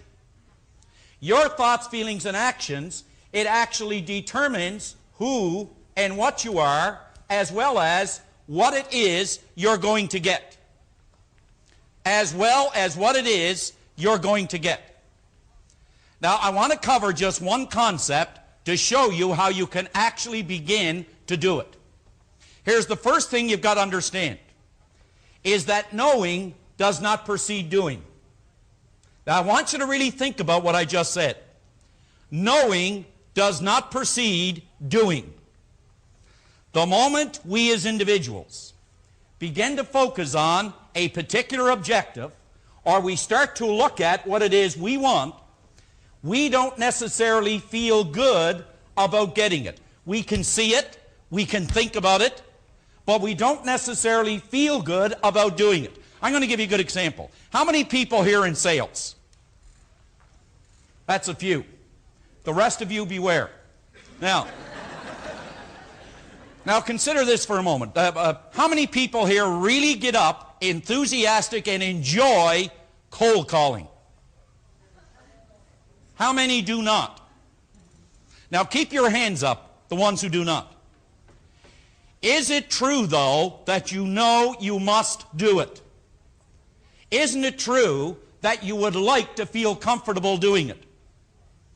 The moment that you start to go out cold calling, or as Paul mentioned yesterday, meeting that particular girl. Okay, put your hands down now. Or meeting that particular guy. That is suddenly a demand that changes your rate of vibration, or changes, you could say, the way that you feel. Now, consciously, you know what you have to do. You know what it is you're working toward. You know what it is you want. But inside, there's a feeling, an uncomfortable feeling, or you could say a rate of vibration, giving you feedback, telling you why you can't do it. Now, this is what you have to do in very, very simple terms. How many learned to drive with a stick shift? Do you remember what it was like? Now, isn't it true that consciously you had all the knowledge to drive that car? Yes, no? And you get in there, and you're anything like me, you had a person sitting beside you. And they said, now here's what I want you to do. They're giving you instructions. They said, I want you to put foot in clutch, put the other one in the brake. Hold both hands in the wheel. Then reach over, make sure you pull this thing up, put it down there in the first, reach over and start the car. Now, as soon as you got to start it, make sure you keep one foot in the clutch, the other one in the brake. Now, as soon as you're all ready, I want you to let your foot off the clutch just a little bit. As soon as you do, take foot off, brake, same time, get a little bit of gas. Get it going about 10, 15 miles an hour. Now, keep in mind, now what you got to do, as soon as you get it going 10, 15 miles an hour, the engine starts to roar. So what do? Take foot off the gas, put the one in the clutch, put it up there in a second. Take foot off the clutch again, put it back in the gas. Get it going to about 20, 25. Now, be careful now. You don't want to go too far because the engine will start to roar again. You burn the engine out. So I'm sure as soon as you do that, you put the foot in the clutch again. Take foot off the gas, though, at the same time, and you put it down there in the third, take it back off the clutch again, put it back in the gas, you get it going. You got it? Got it. Now, they said, now, just before you pull out, I want you to be careful. Now, I want you to take one hand, put it over here behind me, keep the other one in the wheel, keep one in the clutch, keep the other one in the brake. Now, they said, as soon as you relax, take this hand back here and take it, grab it down there where it was in third, put it up there into first, put your hand back here, now you got it back up there in reverse. Now, keep your hand in the wheel there, keep the other one in the clutch, keep the foot in the brake, and then start to let it off the clutch just a little bit. As soon as you do, put it in the gas, but just before you do that, make sure you look this way, no cars coming that way, no kids in front, make sure you look this way, somebody may be walking behind the car. Now, as you got this here thing going, you're standing like this, what I really want you to do now, as soon as you back that up a little bit, make sure you put your foot back in brake, but make sure you put it back in the clutch again, and put your hand back over, pull it down in the first. As soon as you do that, take it off the clutch, off the brake, then get it going in the gas, go through the same procedure, hit the clutch, put it back up there in a second, take it off the clutch, put it back in the gas, get it going again, and take it off what? Off the gas, put it back in the clutch, put it down in the third, back in the gas, and away you go. You got it? Yeah. Now, what actually happened is you had all the knowledge to drive the car. But you know what's interesting? You were not yet in harmony with your idea. But you started to do it not once, but over and over and over again. And as Bob pointed out yesterday, until the idea became fixed, you developed a sufficient number of brain cells to do it. Now think about this. You have got in mind something that we call a goal. Now, where you are today, or where your thoughts have brought you, I don't mean sitting in this room.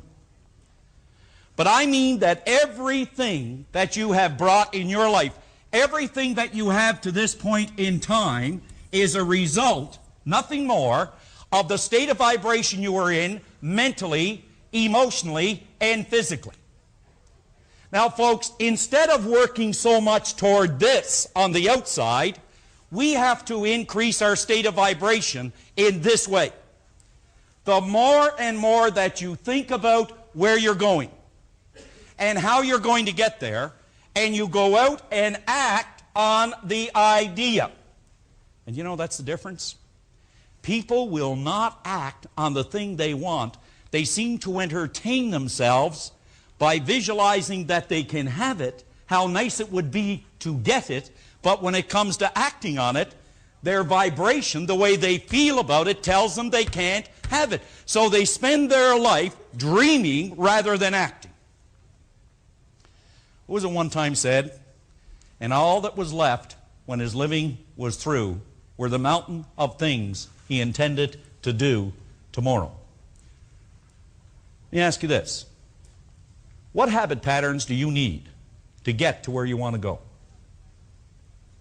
What habit patterns do you need to get to where you want to go? I believe it was Oscar Wilde who said one time, why is it that you and I were never told that in our brain we hold, in just one single tiny ivory cell, this kingdom called heaven or this kingdom called hell? In other words, when you impress your idea, you cause these cells to move at a certain rate of vibration. Do you know when you take an idea and you impregnate it over and over again, you impregnate that idea into one cell.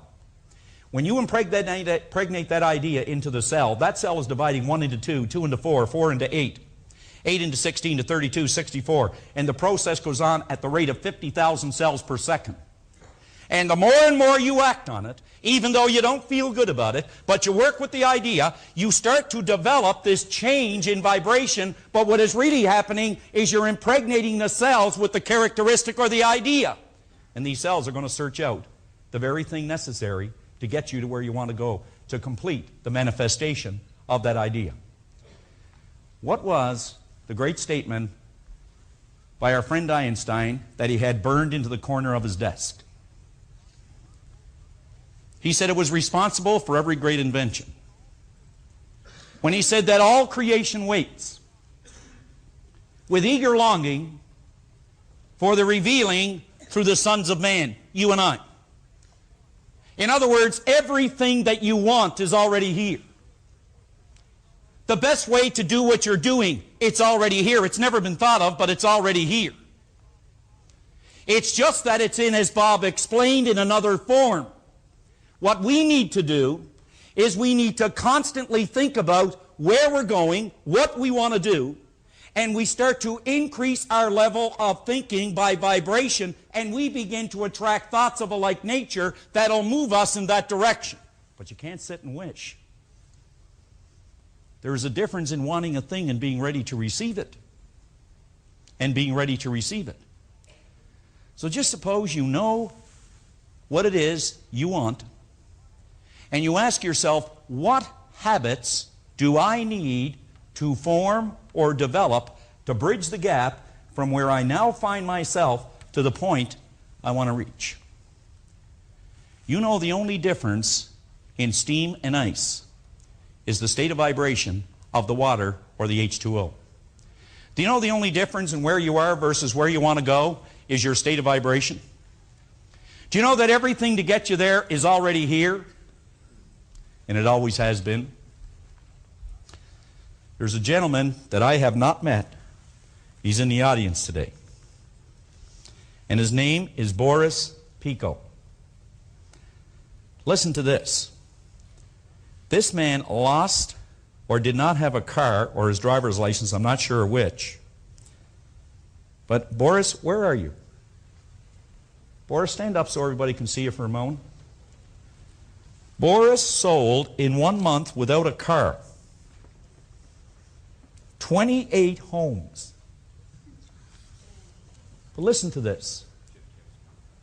What is really interesting is he stands up there. Boris is not going to speak, so it's okay.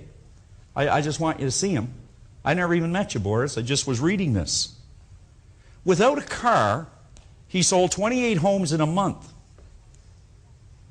And he said what happened is, just walk down a little bit, Boris, so people can see you a little bit better there. And what happened is, because he didn't have a car, he said, I decided just to go out and knock on doors every day. Now you see, as a result of that, he not only formed the habit, but he changed his entire state of vibration. Consequently, everything that was in harmony with the way Boris thinks, with the way Boris feels, and the way Boris acts, he started to attract that very thing into his life. That very thing into his life. Without a car. Without a car. Why don't we give Boris a hand?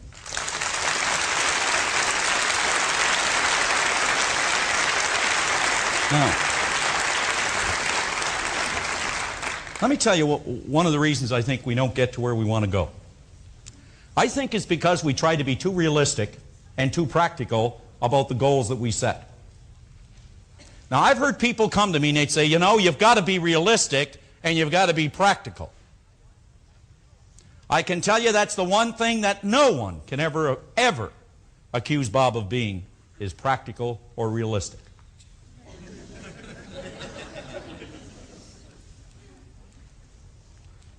Hans Selye, who was the greatest doctor on stress on this earth, anywhere he'd speak, he would attract some of the greatest minds from all over this earth.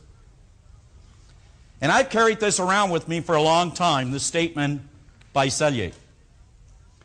And Selye said that he found beyond a shadow of a doubt that practical and realistic people are not as practical and realistic in the long run of life as the dreamers who pursue their dreams. There's an article about a man on here who applied to every United States medical school and was refused by every single one of them, telling him he would never be a doctor. Now keep in mind, the idea that he held was searching out in all these cosmos, every corner of these cosmos, to find a way for that idea to become a reality. And they all rejected him. And almost say the idea doesn't work. And then he wrote it once more. He did it again. They rejected him the second time. And then he wrote once more and they rejected him the third time. Don't you think that was enough to change his state of vibration? Don't you think that was enough for him to turn his desires inward and give up on the goal or the idea? They say depression is energy at its lowest state of vibration. They say that success is energy at its highest state of vibration. Happiness, joy, is orderly vibration. Well, I took this idea because this man, I think you know, as the man with the first artificial heart. In other words, he invented the first artificial heart. Anybody know who I'm talking about? Dr. Jarvik. 3 times he was rejected. But he kept on and he kept on and he made it. I took that idea to a gal who had given up on life. Call her at any time. Her name? Robinson. Hillary Robinson. Hillary was not in the healthiest state at the time. In other words, her state of vibration was very low because Hillary stopped looking in the direction that she should have been looking in. She wasn't expecting things to happen in her life for a happier, for a healthier, for a more productive life. She was not looking for it. Consequently, she wasn't getting it. And as we started to talk to Hillary, remember what I pointed out here? That every thought changes the rate of vibration. You see, if I were to take someone right out here on the platform and I started to get you to build a picture on the screen of your mind about something that is pleasant, that is enjoyable, something that you truly would like to have, you truly would like to be, you would change your state of vibration. if you can maintain it for a period of time, you would enjoy it longer. If you can maintain it for an additional period of time, not only would you enjoy it longer, you'd start to meet people like you. You'd start to bring things consistent with that rate of vibration or state of vibration. In other words, your outside world would change because your inside world has changed. Because your inside world has changed. You could call her at any time. Because you know what happened to this young lady? I'm not going to read her goals and the things she's achieved, but we sat beside her and she listed all of her goals, 10 of them. While she was in that negative state of vibration, we were able to get her to see herself in a different light. She started to list the goals, and she's achieved every single one of them, and I'll throw one more in as a bonus. She just opened her own company with her husband recently. I'll guarantee you, Bill Lawrence, you must know Hillary Robinson that worked with Roy Stevens. Everything changed when her state of vibration changed. And when your state of vibration changes, it changes as a result of your attitude changing. In other words, your thoughts, your feelings, and your actions, when they change, your whole energy that's being expressed begins to change. Now, on page 46 at the very top, on vibrations and goals, numerous times in other programs it has been suggested that everything you are seeking is seeking you. Think about that. I just mentioned that you are today where your thoughts have brought you. Because as we think, we actually travel. As we think, we travel. We may be able to stand still physically, but we are forever moving in thought. We are forever moving in thought toward that which we most secretly love, be it base of beautiful or a mixture of both. For we always gravitate towards that which we most secretly love. Always do. Even the things we don't like are the things we love. Otherwise, we wouldn't have them. It was suggested that we already have everything that we want. You don't have to get anything. It is simply a matter of becoming aware of what you already have, for it is within. It's with you always. If energy is neither created nor destroyed, everything you will ever want is already here. Now think about that. A higher rate of vibration always destroys a lower rate of vibration. If we have negative things in our life that we don't want, we need only go to a higher order of vibration. Now here are some questions you must answer, because it'll tell you what state of vibration you're in. Suppose I were to ask you, do you hate misery more than you love happiness? Do you hate poverty more than you love prosperity? Do you hate disease more than you love health? Because you see, if you hate these things, you increase the possibility of them becoming yours. The thing you hate is yours. The thing you love is yours. Whatever it is you love, it is yours. If not in the physical world, it definitely is in the mental and spiritual world. Do you hate misery more than you love health? Do you love prosperity more than you hate poverty? More than you hate poverty. Let me go on. It is simply a matter of choosing the thoughts that will put you into harmonious vibration with the good that you desire. What are the thoughts that have put you in harmony with the good that you desire? What does your desire look like? Suppose you were to run a movie through in your mind, with you as the star and you as the director. What would it really look like? Because that's how you get into harmony with the things you desire. The moment you bring your life into harmony with the law, the negative will have taken wings, for the cause will have been removed. Think about it. If you want to remove a negative from your life, what you must do is go to a higher order, And a higher order of vibration always destroys a lower order of vibration, and negative is a lower order of vibration. The secret to receiving on the physical plane the results you desire is covered more adequately in the lesson we went over in expectation. Think about it this way. Do you know, in a limited state of understanding, we actually sit down and logically reason that we can only get something, or we can't receive it, or we can't give it until we receive it. We logically try to prove that to ourselves.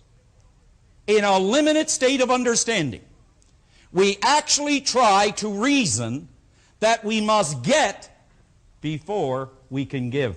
And when Bob goes through the vacuum law of prosperity, believe me, there's going to be some navels pop around this room. Some navels pop around this room. I was with my good buddy, Mike Proctor, last week, and he was telling me a story about a man that I'd sat down and talked to over a year ago. And we were talking about this very thing. I said, you know, my friend, you're in a very negative state of vibration. A very negative vibration. And he got quite upset at me. And I told him unless he changed his state of vibration, he's going to get more of the same in his life, which wasn't very much. Last month, he was at their convention. As the story goes, before the night ended, he had the chairman of the board and the senior vice president in a headlock at 1 o'clock in the morning, telling them what was wrong with the company and how he was going to change it. The next day, he didn't even remember it. But see, I said over a year ago that more of the same was going to happen unless he changed his state of vibration. Obviously, he has not, at least to that day. So this lesson then is designed to help you understand how to get into harmonious vibration with the good that you desire, and then how to stay in that state of vibration. Think about it this way. There are people who come to me and say they're looking for the right mate. How can I find the right mate? Well, what you do is be the right mate. You see, you don't get what you want, you get what you are. And when you become in spirit, when you become mentally, when you become spiritually, when you become emotionally involved in what it is you want, you become that person that would have it. You become that person that would have it. The law of perpetual transmutation of radiant energy. Well, I believe that Bob just briefly touched on it a moment ago when he said a person throws off a positive vibration, that person must, under the law of perpetual transmutation of energy, take on an equal amount, because as we sow, so shall you reap. In other words, when we think about something, good, bad, or indifferent, that energy that we release, we are going to take on an equal amount of exactly the same kind. You're going to take on an equal amount of the same kind. That's why some people believe, you see, that, you know, that if it's expedient to be honest, fine, I'll be honest. If it's expedient to shade it a bit, fine, I'll shade it a bit. No, you get it all back. You get it all back. It's like they said to the old Indian when he was working with his boomerang. They said, why don't you get a new boomerang? Well, he said, every time I throw this one away, it keeps on coming back.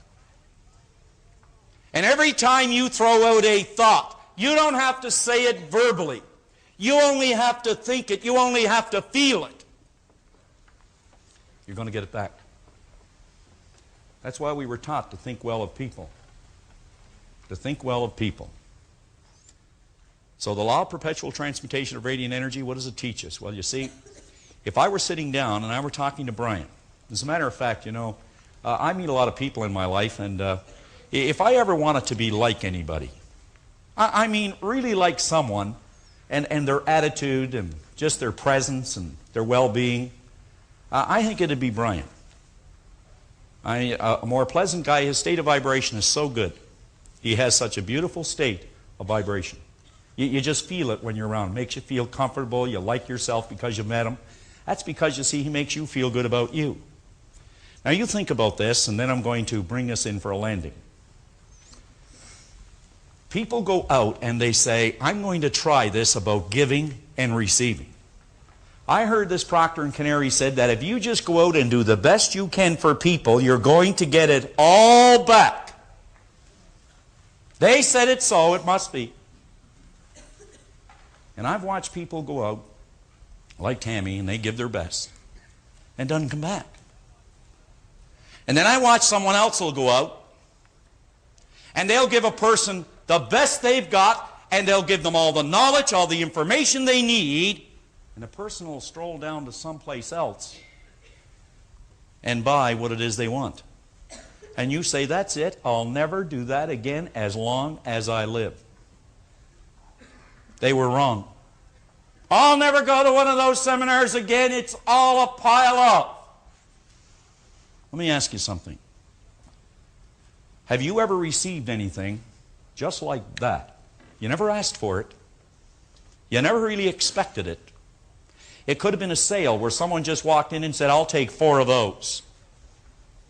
And you go, you'll never believe what a coincidence. Did I ever get lucky today? Someone walked in and bought it all. Has that ever happened to anybody where you made or something happened you weren't expecting it totally? That ever happened to anybody? Am I the only one? I was going to ask how many people know how to hold up their hands. But now think about this. Your responsibility is just one. Just one. If you can understand that every thought changes your state of vibration, every thought you entertain, that means that the only responsibility we have is to put it out. To put it out. Universal principle, spirit, whatever that which is. The no thing, as Edison called it. It will reciprocate in like kind, but it does not say when or from where or through whom it is coming back. Please understand that. If I give the best I've got to Jim, I may get it back from Brian. Spirit, universal intelligence, it will determine whether I'm getting it back and when and how I'm going to get it back. I'd give anything for a young person to understand that. Because you don't get it back from the person you've given it to doesn't mean you're not getting it back. Your responsibility is to put it out. Universal intelligence will determine how, when, and through whom it is coming back. It is coming back. I'm sure that years ago in 1975 down at the Hyatt when Bob was sitting down with Paul Hutsey, that never in his wildest dreams did he ever think he was going to get back a lot of the things that he was putting out at that time. He just knew he was getting it back, but he didn't know when. But it still is. It still is. So let me ask you this. If you don't like what you're getting back in your life, I'm going to ask you, have you examined lately what you're putting out? And how you examine what you're putting out is you ask yourself, what is my state of vibration? What is it? Well, here's how you tell. What are my thoughts, feelings, and actions toward my personal life? What are my thoughts, feelings, and actions toward my business life? What are my thoughts, feelings, and actions toward my family life? That's how you tell. That's not difficult to do. And that'll tell you what your attitude is, what your state of vibration is, and it'll tell you why you have the things that you actually have. You may want to review that part that John just covered, and most certainly reread page 46, and jot down the notes that come to your mind as you relate the message or the ideas on that page about vibration and goals to your own specific situation. We've given you some suggestions on other goals. We've suggested trips, cars. It may be furs or jewelry. Watch this, and then prepare yourself as we bring this in for a landing on the last cassette. There's some interesting information that I think you'll even find fascinating.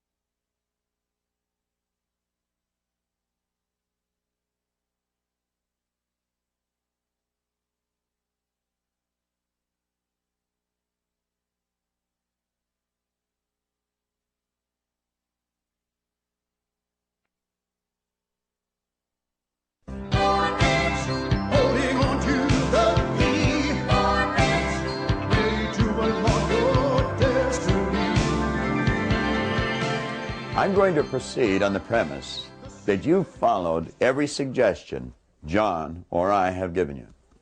You've got involved in every exercise. The goal is firmly established. You've got the picture. And now you're prepared to make your move. Now, this is what we call the moment of truth. This is where you exercise your natural risk-taking ability. We mentioned right at the beginning of this series, when we referred to that beautiful little baby, that baby is a natural-born risk-taker. So are you. So am I. So is everyone. Our problem is we have many shackles that we pick up as we move along the road. Fear holds us back from literally living our dreams. And that's the only kind of life that we want to be involved in. Let's choose to live the way we really want inside. Now, Abraham Maslow's pointed out that you're either going to step forward into growth or you're going to step back into safety. There's no compensation in playing it safe. Pay particular attention to this part of the You Were Born Rich program that has been designed for you. Let yourself get involved in it. Understand that fear is holding us back. Understanding and courage is going to enable us to break through that barrier. Now, you know, everything that we've covered up till this point is going to help you understand this particular lesson. How many of you have set goals in the past and you come right up, but the fear inside stops you and you back away? How many of that happened to? Everyone has experienced that. You know, Abraham Maslow one time said you will either step forward into growth or you'll step back into safety. That safety could be a prison. Is Janet Hall in our audience? Is Janet here? Janet was in a seminar recently, and she gave me a poem. And she said, would you like to have this? And I read it, and I said, yeah, I sure would. And this is the first time I've shared it with anybody, but I don't know who wrote it. Janet might have wrote it. She didn't say whether she had or not. But at any rate, I got her name, and I marked it on the poem. And I am indebted to her for it because it's so good. In a moment, you will be too. Here we're talking about risks. This is incredible. It says, to laugh is to risk appearing the fool. To weep is to a risk appearing sentimental. To reach out to others is to risk getting involved.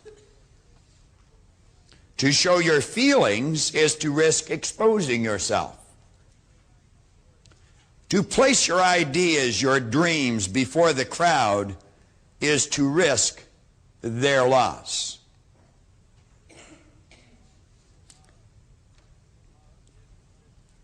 To love is to risk not being loved in return. To hope is to risk pain. To try is to risk failure. But risk must be taken.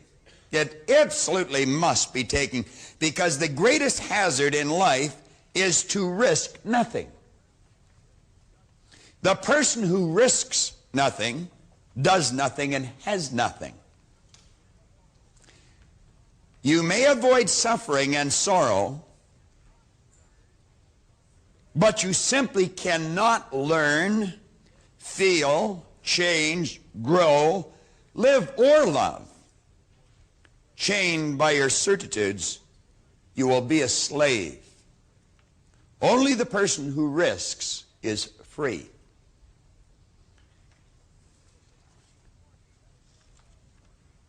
That'll take on even more meaning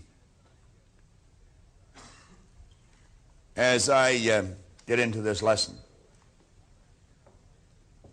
I have here a letter, a newsletter, that come from a very dear friend of mine. He's a minister in Atlanta, Jay Dishman. And I used to go and listen to Jay every weekend because I liked his ideas. I liked his way of communicating his ideas. He put them in terms that you could take them and you could use them. He said, recently I visited Alcatraz prison. Once it housed the most hardened of criminals. Today it's open for tours under the direction of the United States Parks Department. Many men have tried to escape Alcatraz, but no one is known to have succeeded. As I listened to the tour guide explain the impossibility of escape, I thought of other prisons equally as confining as Alcatraz, but where the doors are never locked, no guards walk the walls, escape is encouraged and, in fact, possible. And he said that prison is habit. You want to really be consciously aware of what you're doing. Is it a habitual thing you're doing every day? Is that what's controlling your life, your destiny? Or are you choosing and going in the direction of your dreams? He said our habit of thinking about ourselves and our environment is either a jail or a paradise. We just have to look around us to see people who are rich emotionally and materially because they think and feel rich. We also see people who are laden with emotional and material debt because they think lack. Some are inspired with vision. Others, unfortunately, are encumbered by doubt. Some are moved by ambition. Others are paralyzed by fear. Some feel free to change. Others feel safer in monotony. Some reach for the mountaintops. Others huddle in the pits. Some seek opportunity. Others just wait for it to knock. The sad fact is that more people are confined by their thoughts than are freed by them. Negative thinking shuts us in a prison. But there is a way out. Jay goes on to say, the Apostle Paul said, be transformed by the renewal of your mind. Paul knew a lot about prisons, both physical and mental. He emphasized the mental prison by knowing we get exactly what we set ourselves up to experience. And that's exactly what John was talking about a moment ago. Now, before I get into the real important part of this letter, or of this particular lesson, I want to go back and touch on something that we covered a moment ago, but I didn't go into it too deeply. Now, let's stop and think. Here's your mind.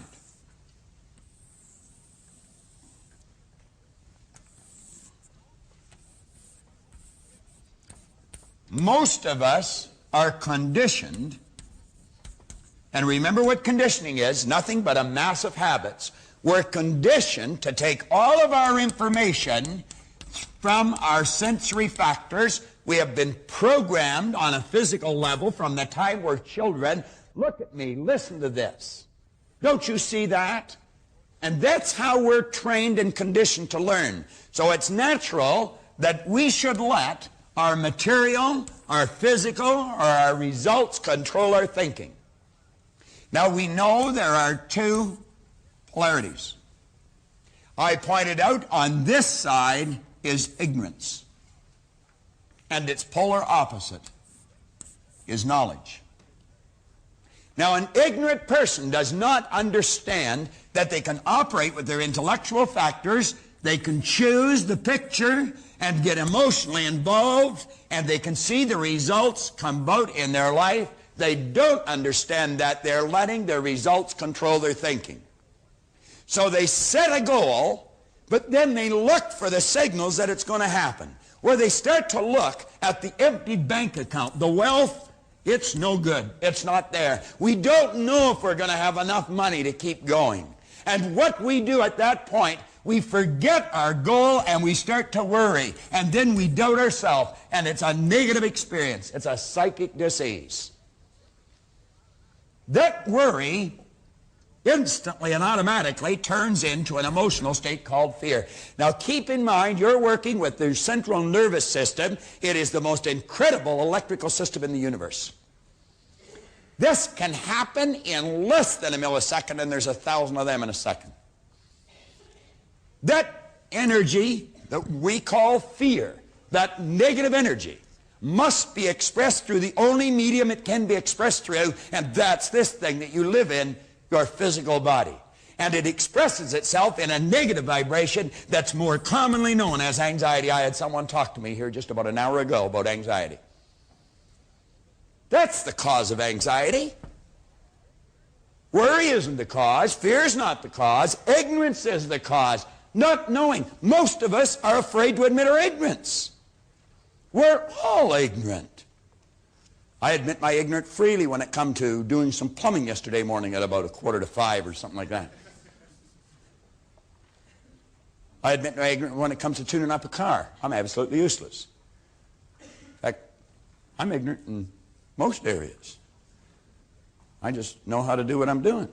But I don't even want to learn how to do anything else. You do this well enough, you can hire somebody to do everything else. You know. Develop your strengths, manage your weaknesses. How do we eliminate ignorance? It's very basic and very simple. We study. We study and we develop understanding. And the understanding tells us, quit let your outside world, don't let your outside world, don't let previous or present results control your thinking. Visualize what you want, get emotionally involved with it. The understanding leads to faith, and the faith manifests on the physical plane as health or well-being. You can literally transform the state of health that your body's in. I've seen people that close to death's door change it. I've watched people who are in terrible state literally change your life.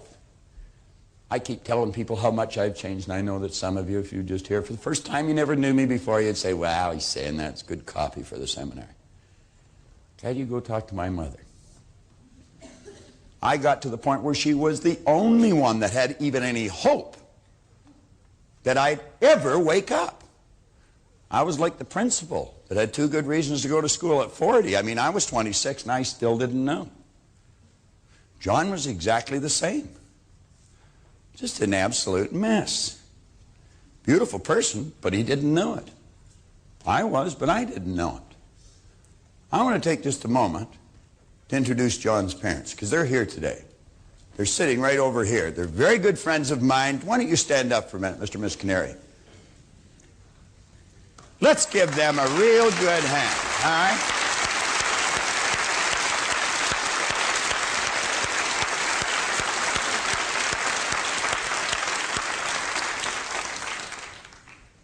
They are 2 of the nicest people you ever want to meet.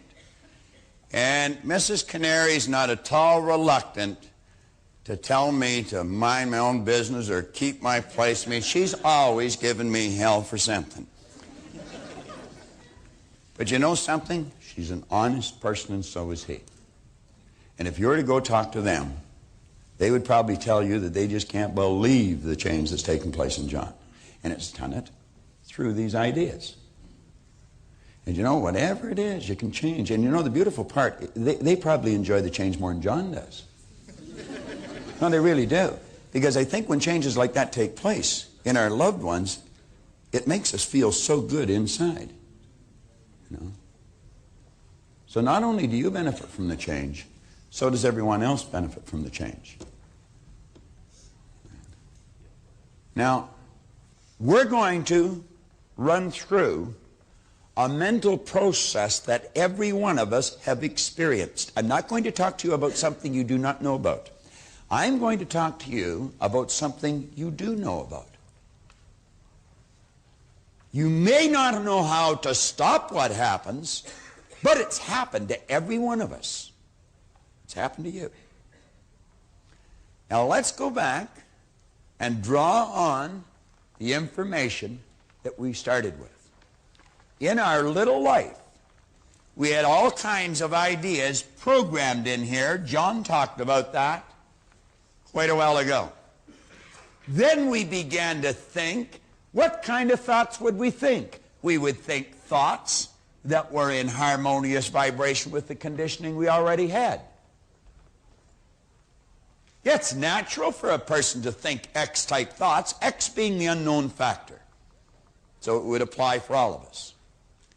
If our mind is programmed, our subconscious is programmed with X-type conditioning, it would make sense that we would think X-type thoughts. Why would we? Well, by thinking X-type thoughts, those thoughts, when they're mixed with the conditioning, set up a vibration that we're used to. That's called the comfort zone. It might not give you the results you want, and in fact probably won't. But it's comfortable. Do you know you can be comfortable getting very inferior results? You can be very comfortable in a relationship you totally dislike. Why do you think people stay together that don't even like each other? It's comfortable. It's comfortable.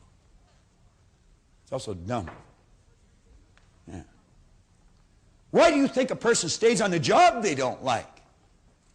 It's comfortable. They're used to it. There's no risk. They know how to do it. Going after the bigger job might be scary. Keep thinking. Now, let's bring this ahead. We said this was bondage. It's prison. Now, this is what we call reason. Remember what we said here? We have sensory factors. You can see, hear, smell, taste, touch. Here we've got the person with the X-type conditioning, X-type vibration, that produces X-type behavior, that produces X-type results. Let's say the X-type results represent $18,000 a year income. That's about where it was, isn't it, Al? Yeah, remember we also said we have the ability to choose thinking this way or this way. We can think of how we can get what we want, or we can spend time thinking of why we can't. We also said as long as an idea was just here in our conscious mind, it would have absolutely no effect on how we felt or anything we did, because it's right here in our consciousness. Now, this is also called the educated mind or the intellectual mind. This is the part that reasons, that thinks. Now, do you know you could put a Y-type idea in there, Y being much better than the old conditioning. See, this conditioning represents an $18,000 income. I'm going to use money because everyone can relate to it. Now, I'm going to ask Al, because we talked about Al here a little earlier. Al walked over at the break, and Al gave me a sheet of paper.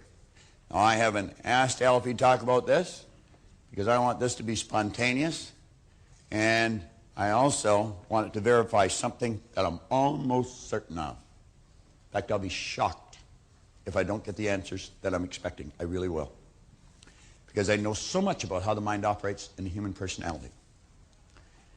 Al, let's let the Y represent the $500,000 income. And the X-type conditioning represents the $18,000 income. Now, Al, this conditioning caused you to do what you were doing to give you that income. All right? Did you like what you were doing, Al? Were you excited about it? Not 100%, no. Not 100%. You weren't really turned on with it. No. Marge, were you excited about what Al was doing? No.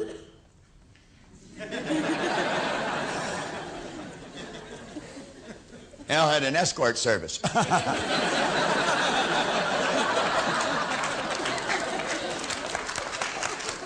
That wasn't really fair, but they're pretty good heads, so I think they'll go along with that.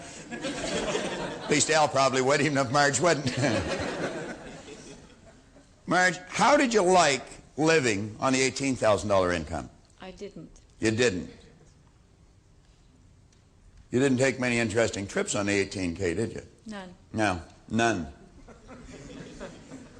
Bet you cooked in a lot, did you? All the time. All the time.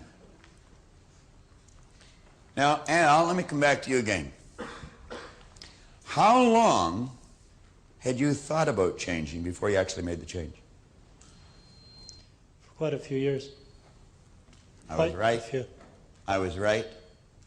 Even righter than I expected. Quite a few years. I never thought it'd be quite a few years, but at any rate, it was quite a few years. Did you think of doing what you're doing now? It did cross my mind, but I couldn't get myself up to. Couldn't get yourself up to do it, could you? To doing it. You got a brother that had been doing well for quite a few years, doing what you're doing now, haven't you? Mm-hmm. That's right. And what it was, I believe, was fear that was holding me back from going out. That's exactly what it was, and that's what we're going to talk about here. Now, you see, the strange part about this is, the guy that I was praising for being the great manager is his brother. Nino is Al's brother. Now, I have known Nino for 8 years. Nino was in the first seminar I did when we moved from Atlanta to Toronto. And it was an odd situation. It was his birthday, and his wife made him go. And he's told me on many occasions that he's not sorry he went. Wouldn't be very nice of him to tell me anything else at this point, would it? All right. Now, I know what Nino's done. Nino is a risk taker, no question about it. You both have the same mother and father, Al? You both do. Absolutely. So you see, we often say a baby is a born risk taker. Here's two people from the same parents.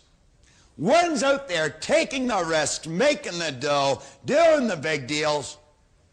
The other's doing something they're not really excited about on $18,000 a year. Wife has to cook in all the time, doesn't go out. Didn't like what he was doing, wasn't excited about it. He's thinking about doing what his brother's doing for years, but he doesn't do it. Is that uncommon? That is not uncommon at all. Not uncommon at all. You've probably experienced that in your family. I see it happening every day. Now, if we could keep focusing on this, the Y-type idea represents what you're doing now. And every time you thought about it, you probably thought about the compensation that it would give you. Is that correct? Exactly. You never dreamed it would be $500,000 a year, though. Never did, no. Never.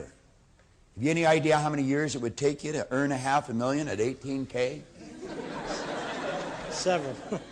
And your hair wouldn't be black and curly, my friend. It would be long and gray. Now, if you had any left. But you see, it's generally much better than you ever even think it will be. Now, I want you to keep thinking about Al's situation. Al is a real estate agent. And we've already found out that there's only 13 out of 20,000 that are doing a job that may be a little superior to his. So you could say Al is one of the best in the world at what he does. But he had to think about doing it for years. Now, when he was thinking about it, he probably thought about the nice cars, the nice trips. And I was looking at Marge. I was just about blinded by the ring on her finger. I mean, I don't think you got that on 18K. You'd had a couple of years' wages for low in there. Now, let's come back again and focus here. Here's Al, X-type energy, X-type vibration, X-type behavior, X-type results, and he gets to the point where he's thinking, I think I'm going to do that, but before you can act on a Y-type idea, it must go through that part of your personality. You'll never act on an idea without passing it through here. It is the power that doeth the work. Remember that? John brought that out in the last lesson.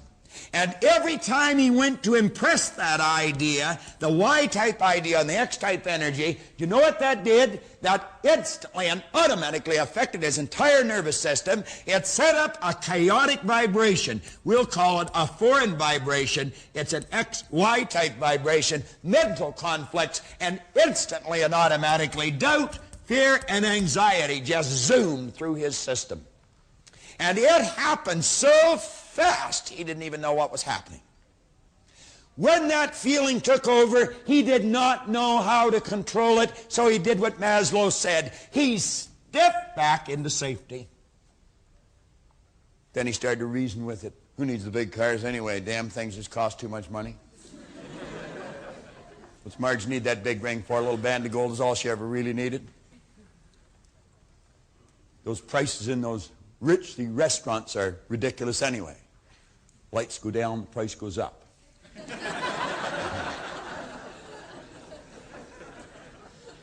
Kids are well fed and looked after. We're well dressed. We have a warm home. Besides, Nino loses every now and then, too.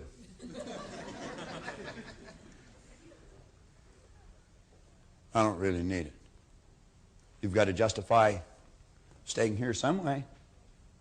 So you do something called rationalizing. That's rationing lies to your mind. Could Al break through this terror barrier? Not only could, but he did. But he did. Here's the X-type energy. Here's the Y-type idea. And he started to get emotionally involved. Did he create doubt, fear, anxiety? Yeah, he sure did. But I'm going to tell you what's different. He started to do it with understanding. Understanding. You know what that led to? That led to freedom. Now, I want you to watch here for a moment. What did Al say? He said just after he made the change, he came to the seminar. He started to use the tapes. I met young Christina yesterday, and apparently they're inundating her brain with the tapes. And I'm going to tell you something, Christina, it's going to pay off for you. It's going to pay off for you. John was mentioning about Brian's personality. I was happy to hear him say that. Brian's my son. I was going to tell John it's in the genes, but I know that's not right. Do you know that I started to study these ideas just a few months before Brian was born? And a big change took place in my life just a few months after he was born. What did Zucker say? There's two classes, no class in first class. I made up my mind that I was going to program some ideas into their little minds that were a lot different than the ones I had programmed into mine. Now, this is saying nothing against my parents. They gave me everything they had. You cannot give a person something you do not have. If we traveled, I had them fly in the front of the plane, first class. We would take them to nice restaurants to eat, because I had to learn after I was an adult how to eat in a nice restaurant. I didn't know which piece of cutlery to pick up first. I would be asked if I wanted something. When the waiter or waitress first came, I didn't even know what the word meant. I would take them to beautiful resorts. I was going into New York one time, and I took Brian and Raymond with me. John and I had limos picking us up, stretches, taking us everywhere. If you're going to travel, you might as well be comfortable. I had Joe, the guy who used to take us in New York all the time. I said, Joe, I want to keep you for the day. I'll bring the boys down. I want you to take them around. Had him drive them all around. I said, take them down to the Battery. Wake them up. You know. So he took them to all these places in the stretch limo.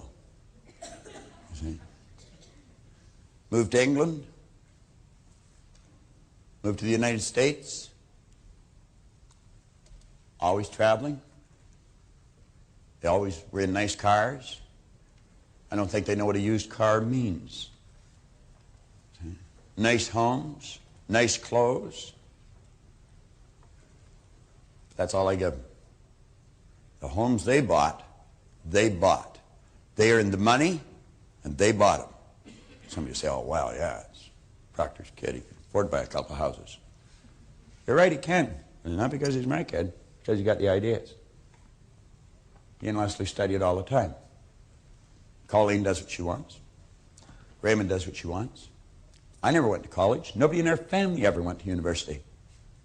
So there was never much talk about going to university. Linda helped me with that idea. We didn't talk to them whether they were going to go. We talked to them where they were going to go. See, we had them making a choice. Which one do you want to go to? Not do you want to go or not. And if that's all you talk to them about, they make a choice. Colleen chose Illinois State. Raymond chose Wilfrid Laurier. Now he tells me he wants to be a lawyer. He's in his last year in Wilfrid Laurier. So I guess we're locked in for another 4 years. But I treat education as being almost sacred. As long as he'll go, I'll pay.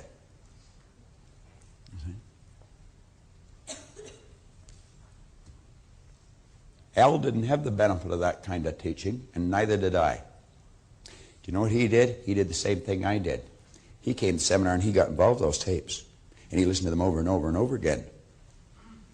And if you're watching this videotape, don't think just because you hear what I'm saying and you can repeat a bit of it that you know it. You want to watch it over and over and over again. You get one of the most magnificent tools in your hand that you'll ever get your hands on. Now I want this to represent X-type conditioning in your life. Let it represent X-type conditioning. Let this represent the Y-type idea. Now watch. You're watching with your eyes.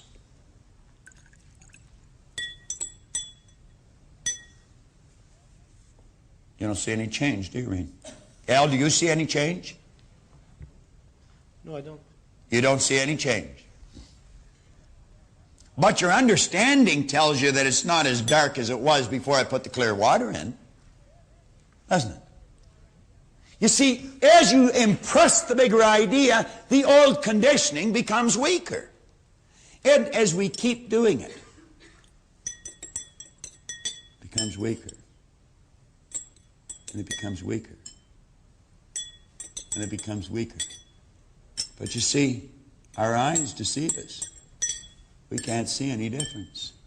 But every time we watch the video, every time we turn on the set, every time we review the paragraph with the tape, every time we watch this idea being explained, the old conditioning becomes weaker and weaker and weaker. And if we will keep impressing it, even although it appears that everything outside is remaining the same, our inner eye of understanding tells us it's not the same, that it is becoming weaker. Now I want you to think, even although you experience some doubt and fear and anxiety, you understand what's causing that. It's the change that's taking place in the mind. That's what Paul talked about, the renewal of the mind. Now, Thoreau one time said something that is so rich with truth. He said, if you will endeavor to live the life you have imagined. That's the new idea, the why idea. He said, any person who advances confidently, and you've got to do it with confidence, and that comes with understanding. Any person who will advance confidently in the direction of their dream and endeavor to live the life they imagined, they will meet with success unexpected in common hours. Now watch this, because one day you're going to wake up and everything will have changed. Just like that. And your life will never be the same again. That's the way it works. That's called awakening. And that's what Al's life looks like now, isn't it, Al? Absolutely. How did John start out talking about Lee? He said, I couldn't give you what I've got because you got too much of what you got. But if you work with it just a little bit at a time, I guarantee you'll bust through that terror barrier that we have written there on page 49, and you will experience the freedom that, I might add, you were born into. Have you ever wondered why you're attracted to the baby? It doesn't matter the race, the religion, the creed, the color. None of those things matter.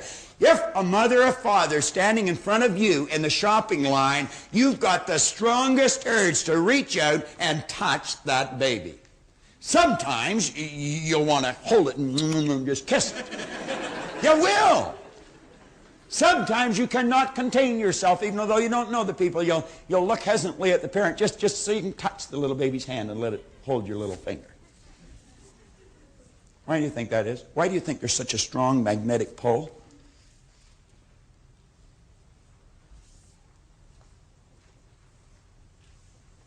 Come on. There was Kipling said that, I love those little people, and it is no small thing when they who are so fresh from God love me. You see, we are created in a magnificent vibration, in an absolutely magnificent vibration. Born risk takers. Free. That conditioning takes place after birth. You can change it. It takes guts. It takes goals. Now, do you know something? You're sitting there watching this, and you're thinking, by God, I'm going to change something. I had a man telling me this here today at one of the breaks. He says, I'm getting so excited I can hardly contain myself. He said, I just feel so happy. I said, you want to know something? You keep watching this, and you keep watching this, and you'll get happier and happier, and you're going to get to the point where you think, oh, I couldn't get any happier, and then you'll get happier. That's exactly the way it works. Abundance is our birthright. Now, if you're going to change, you know there's only one time to do it. Right now. Right now. Right now. You see, Al Spazzeri made a decision. Regardless of the fear, regardless of the doubt, regardless of the flack from his buddies at work, he made a decision. And he made the decision on page 50, at the top of the page that Gerda was talking about. He said, are you in earnest? Then seize this very minute what you can do, or even dream you can do, and begin it. Boldness has genius, power, and magic in it. Only engage, and the mind will grow heated. Begin, and the work will be completed. Emerson said, do the thing, and you'll get the energy to do the thing. You can go busting through this, and I'm going to tell you, with this understanding that you've got, then that you're heightening, that you're developing higher and higher and higher again, you can turn it into an awareness and enthusiasm. It does not have to be a terror barrier. It can just excite the daylights out of you. In our company, we have a plan. We have a plan. And it's a big one. This seminar that you're sitting in is going to be marketed throughout the United States, throughout New Zealand, throughout Australia, throughout England. Do you know that in the next, I'll say 14 months, taking into consideration the post-production of this particular seminar, we will have 6,700 people selling, 750 people. That's 6,750 people selling this throughout North America alone. We have added approximately 70 people in Canada since March. Good people. Really good people. That's our idea. Does it scare us? Yeah, sometimes. Do we doubt? Yeah, sometimes. Do we experience some anxiety? Yep, sometimes. Some more than others. But that wouldn't stop us. Because we understand. If we advance confidently in the direction of our dreams and endeavor to live the life we've imagined, we're going to meet success unexpected in common hours. Now, you've got to make a commitment. We made a commitment. It's not an accident we attracted all these people. It's not an accident we're doing what we're doing. It's not an accident this program is going to be in millions of hands very, very shortly. This particular program on video is going to be one of the most professional productions that is on the market today. The seminar already is. There's nothing that will equal this seminar, not in the market today. We've had doctors, we've had lawyers, psychiatrists, some of the most senior executives in some of the largest companies in the world tell us there's nothing will equal this. And I know why. I know why. Because we're giving an understanding to a person of who they really are. We're not just giving them some technique that's intellectual or physical or academic. Power's within you. You got to write out your commitment. A commitment is a directive to yourself. It's a directive to yourself. I remember one time reading somewhere that the mark of a superior performer is a person that can give themselves a command and then follow it. That's what's on that page. Now, on page 51, we say, remember, it makes no difference whether your goal is starting a new business, buying a new automobile, a position at work, setting a sales record, or earning an honors mark in school. Whatever it may be, you must step out boldly and pursue it. Look at the win that Al Spazzeri is enjoying today, and he is just starting. It's like Hapsidandanak in that letter. This show is only one small step in the direction of greater things you can do, many of which are beyond your wildest dreams. And I would imagine that Al sometimes has to shake his head, and I would imagine Marge does too. Would you agree with that? 100%. 100%. And you know something, Al? The beautiful part is you are always capable of doing it. You are capable of doing what you're doing now when you are earning $18,000 a year, but you weren't aware of it. Give him another hand. I mean, he's made a big step.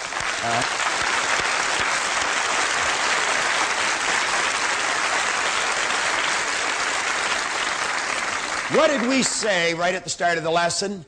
Motivation and education leads to wise decisions and intelligent action, and enables us to enjoy the prosperity which is our birthright. Now we say, keep reminding yourself that you have tremendous reservoirs of potential within you. We're on page 51. And therefore you are quite capable of doing anything you set your mind to. You really can. I don't care what the cynics tell you. Quit listening to some of your peers. Want to shoot a better golf game? Quit golfing with your friends. Now all you must do is figure out how you can do it, not whether you can or not. Just think of how you can. Forget about whether you can or not. You know you can. You just have to find out how.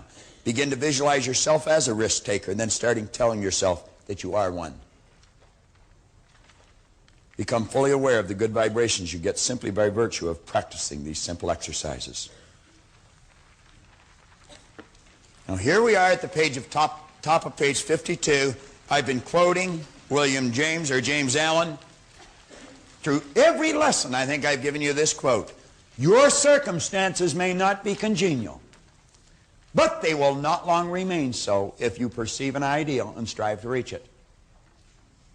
I still have not figured out how Leslie and Brian even bought that first house. I haven't figured it out. Because if they had any money, they had it well buried. That was before they started to earn anything. Then they started to work with Nino, and the income skyrocketed. So I don't even have to think of how they bought the second one.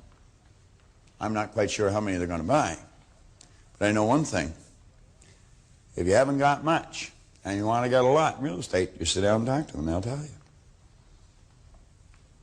That you're going to make some major exciting moves. You've been thinking about them. You're committing yourself to it. When are you going to do it? When are you going to do it? You've got to create a sense of urgency. I'm going to do it right now. I wanted to make $250,000 in a year. And I achieved that goal. And when Bob says, be careful what you think because you will surely become it, we did $420,000 that year. I came back with the suggestion of Sam Kalanick. Sam is with the Natal organization, KM in the States. And Sam suggested that I come back to the seminar and get back into the Boring Ridge book because that's where the success came from the beginning. And I'm sure that with the Proctor seminar that I've had here today, that I know that I'm going to reach my new goal of $1.3 million is what I want to make this year. To earn $500,000 in the next 12 months. I came to Bob Proctor's seminar 4 years ago. At that time, I set my goal to make $40,000 a year salary. And after 4 years, I'm making about 3 times that.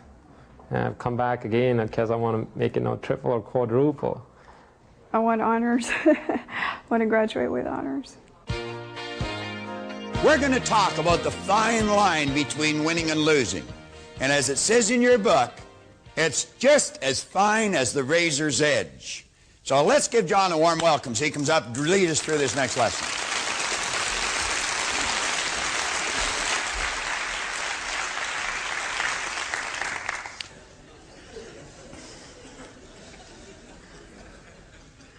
Turn over to the razor's edge on 53 at the top. You see the razor's edge. How many people had the opportunity to see the razor's edge? There was 2 movies, the old one, then the new one.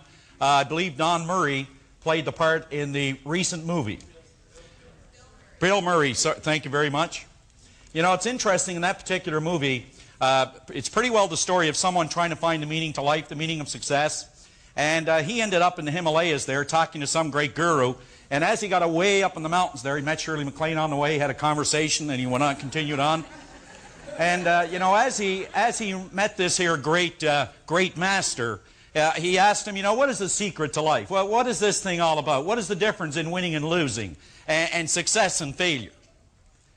And I'll never forget, you know, the analogy went something like this. He said, you know, there's a big path going down here, he said, along this mountain. And he said, the path is very, very small. And as you walk, you can tilt this way, and as you walk, you can tilt that way.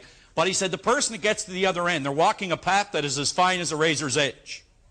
So the real difference in winning and losing, he said, is as fine as a razor's edge. You know, last night I just watched something that we may never again watch in an entire lifetime, when Gibson came to the plate. You could feel the excitement. And it was master against master. Eckersley against Gibson. Now, you know what's most interesting about Gibson coming to the plate? Why would anyone expect Gibson to hit a home run at that time when he has probably the lowest batting average in the playoffs in this series of anybody on that team? Well, you see, Gibson will do what he has to do when he has to do it. You think about this. Do you know that the people who come to these seminars the most are the ones who need it the least? The ones who do not come are the ones who need it the most. Now, the real razor's edge difference works this way for you and for me. Many, many years ago, there's a great story told about a guy named Charles Schwab, who was the president of Bethlehem Steel and eventually put together the package called U.S. Steel. And he was approached by a guy named Ivy Lee. Ivy Lee walked in and he said, Mr. Schwab, I believe that we have an idea that could dramatically increase your business, he said, beyond where it is. And the most interesting thing about that is that when Schwab said to him, well, we already know what it is we should be doing, but if you can show us a better way of getting it done, we'll listen to you and pay you anything within reason. Well, Ivy Lee took out a sheet of paper and he started to write on it. And he said, now I want you to get out a sheet of paper. Now he said, what I'd like you to do, Mr. Schwab, is write down the 6 most important things you have to do tomorrow. Schwab did as requested. Now he said, first thing tomorrow morning, I want you to take out that list. And he said, you'll have them numbered in priorities. Priority A, B, C, D, E, F, G, or 1, 2, 3, 4, 5, 6. Now he said, I want you to work on number 1. And don't go to number 2 until you complete number 1. He said, then you try the idea, put it to work for 60 days, send me a check for whatever you think the idea is worth. 60 days later, Ivy Lee received a letter stating that the lesson had been the best he had ever learned from a business point of view. And he enclosed a check for $25,000. Now I want you to write down the 6 most important things you have to do tomorrow. That could be the razor's edge difference for you. Now you put it to work and in 60 days you can send me a check for $25,000. But you see, there is such a small difference in the people that are actually coming up with the results versus the people that are not getting the results. What is the difference in person B and we'll say person A? What is the basic difference? I mean, they both have, we'll say, the same aptitude, same education, maybe come from the same neighborhood, may work in the same company, they may have even gone to the same schools. But it seems that person A, they just keep on achieving even though they have great adversities, but person B never really gets off the launching pad. What is the basic difference in these two people? Well, I believe it's the razor's edge. That there is such a fine line that separates people. Now, I want you to consider this. Wade Boggs was the leading hitter in the major leagues, in the American League in the last season, and perhaps for the last 5. He ended up with a batting average of about .358. The person who was the 10th highest hitter in the major leagues was somewhere around 301. What is the real difference in Wade Boggs and the person who was in 10th place? Consider it. For every 10 times that Boggs goes to bat, he gets 3.58 hits. The person who is hitting 301 out of 10 times at bat gets 3.01 hits. The real difference in these two people is not even a half a hit for every 10 times they go to the plate.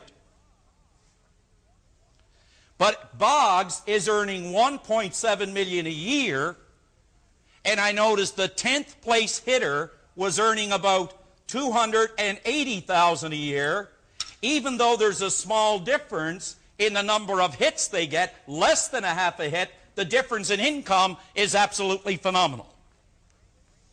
You go back to a day when the greatest base stealer in the history of the major leagues, a guy by the name of Ty Cobb. Ty Cobb, we remember, as a fearless individual that always played to win. But do you know that Ty Cobb, he had what is called a stolen base percentage of 71%. In the same year that Cobb was recognized for his greatness, there was a man named Kanary, and I'll guarantee you few people have ever heard of him. Kanary had a stolen base percentage of 98%. Do you know he had 53 attempts? He was only caught twice, which meant he had 51 stolen bases. 51 stolen bases. Why is it we remember Cobb so well? Tell you why. It wasn't because Cobb was caught 38 times. 38 times Cobb was caught stealing second base, or third, or home. That's not why we remember Cobb. Cobb stole 96 bases. That's not why we remember Cobb. Someone has broken his record. Do you know why everyone remembers the great Ty Cobb? Is because he made 134 attempts. Was the razor's edge difference that Cobb was a better base stealer? Or was it because he made more attempts than this man Kanary? That was the real razor's edge difference. Now I'm going to give you one simple little formula that will act as the razor's edge difference for you. Just one. That's all, just one. Then I want to cover the book, and we'll get into the last two lessons with Robert. Now here it is. The common denominator of success. The very simple formula, not an easy one, but a very simple one. It works like this. A man wrote a marvelous little book, 20 pages, and he entitled it The Common Denominator of Success. And he said the common denominator of success in his business, your business, my business, any business, is in forming the habit of doing things that failures don't like to do. Now think about this. Failures, this individual is influenced in pleasing methods only, whereas this person, the success type individual, they're influenced by pleasing results only. They have formed the habit of doing things that this person does not like to do. Think about it. Are you influenced by pleasing results? Or are you influenced by pleasing what is called methods? What are you influenced by? Are you influenced by where you're going? Or are you influenced in defending where you are? Because the razor's edge difference could be just one simple action that you do every single day. The 6 most important things that are going to move you in the direction of your goal. And that's basically what it comes down to. Let's look at this and see what we come up with on page 53, because we promised we'd get you out of here by 5 o'clock. It says you are likely 1 inch, 1 step, 1 idea away from turning on to the boulevard of beauty in your life. It has often been said that that line which separates winning from losing is as fine as a razor's edge, and it really is. Somerset Maugham wrote an entire book entitled A Razor's Edge, and Darryl F. Zanuck spent $4 million producing a movie which had the same title. Both of these great people, author and movie maker alike, knew there wasn't a big difference among people. There was only a difference in the things that they accomplished. And that was the theme of the movie as well as the book. One person just about starts a project. Well, are you one that just about starts it? Or are you the person that actually gets it started and completes it? One individual almost completes a task, but the other completes it. One student nearly passes the exam, the other person passes it. And although the difference in their marks may be only 1 percentage point out of 100, it is that 1 percentage point that makes all the difference in the world. Now turn the page. Now, you could spend some time reading page 54. But you see, the whole idea is not in what you read on 54, not what you read in Born Rich, not what you listen to from the tape in Born Rich. The difference is whether or not you are prepared to write out a list of actions that are razor edge activities and then make a commitment to do them. Remember yesterday I mentioned the word excellence? Excellence is that fine line. It is only a commitment to completion. That's all excellence means. It's a commitment to completion. So you see, it doesn't matter how many books you read. It doesn't matter how many seminars you go to, how many tapes you hear, how many experiences you've had. The difference is you know what you have to do. There isn't one person in here that cannot intellectually comprehend what it is they have to do and write it down as a razor's edge activity. As a razor's edge activity. Anytime that I mention this 9 o'clock idea, 9 a.m. idea that I just want to share with you for a moment, and I look at a guy up there named Grant Sylvester. He knows it as well as anybody. But I can remember when earlier on, about 18 years ago, Bob would talk about the 9 a.m. call. In other words, about being in front of people at 9 a.m. every day. And you know, I tried that one time. And they say that trying is failure with honor. But I didn't try it. I made a commitment it was going to work. There's a big difference. And you know, I couldn't begin to tell you some of the rewards that I've enjoyed from that razor's edge activity just by getting started maybe an hour early. Do you know that if you start something an hour early, or if you work an hour later, do you know that's 9 40-hour weeks that you enjoy each additional year? Just 1 more hour is a razor's edge activity that'll give you 9 40-hour weeks of productivity in your life, no matter what area of your life you're talking about. When are you going to do something about it? When are you going to sit down, take this page, page 55, and actually list some things that you are definitely going to do, which are relatively simple things, and again, they're not easy.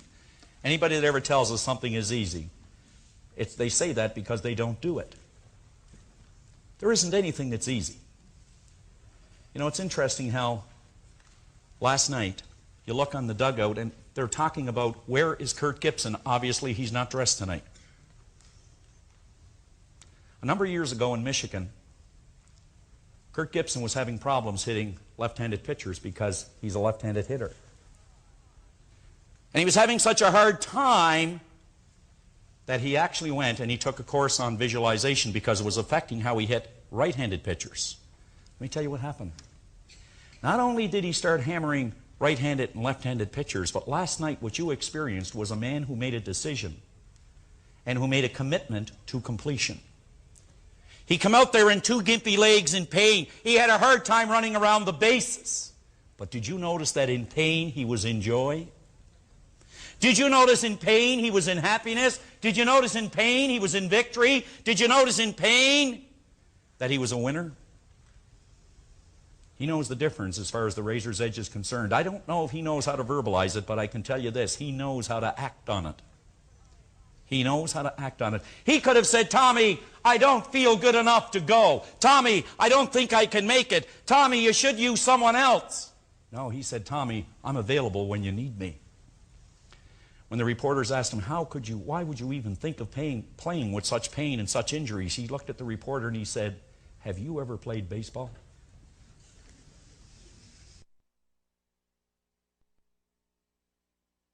So what is the Razor's Edge activity for you? On page 56, just to complete this,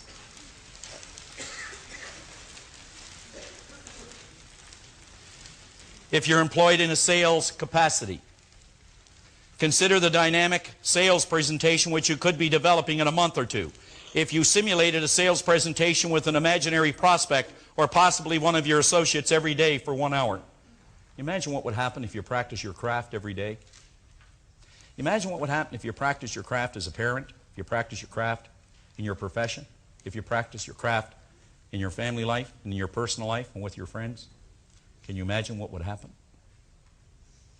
Well, you see, if you're only going to try it for a week, I want to tell you now, don't do it, because the frustration will be worse than ever.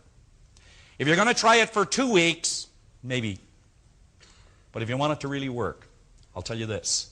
You give the next 90 days of your life, the next 90 days of your life, the very best you've got, and I'll guarantee you one thing. Life will give you everything you want for the rest of your life. 90 days. I could go through this, and at the bottom, it's asking you to make a commitment. I'm going to suggest that sometime this week, and you know, tomorrow you're going to be very tired. But I'm going to suggest tomorrow, just give some thought to what we were covering today in the Razor's Edge, because the difference is action, the difference is activity, the difference is doing. The difference is really doing. And then you make a commitment on what you're going to do with this page. And don't allow others, don't allow events to control your activity. Don't allow that. I kind of like, you know, the guy who was walking back and forth in front of the bed on a Sunday night, and his wife said, "Are you ever going to come to bed? It's midnight." He said, "I can't." He said, "Why not?" He said, "I'm having a problem." He said, "The mortgage is due tomorrow, and we have no money in the bank."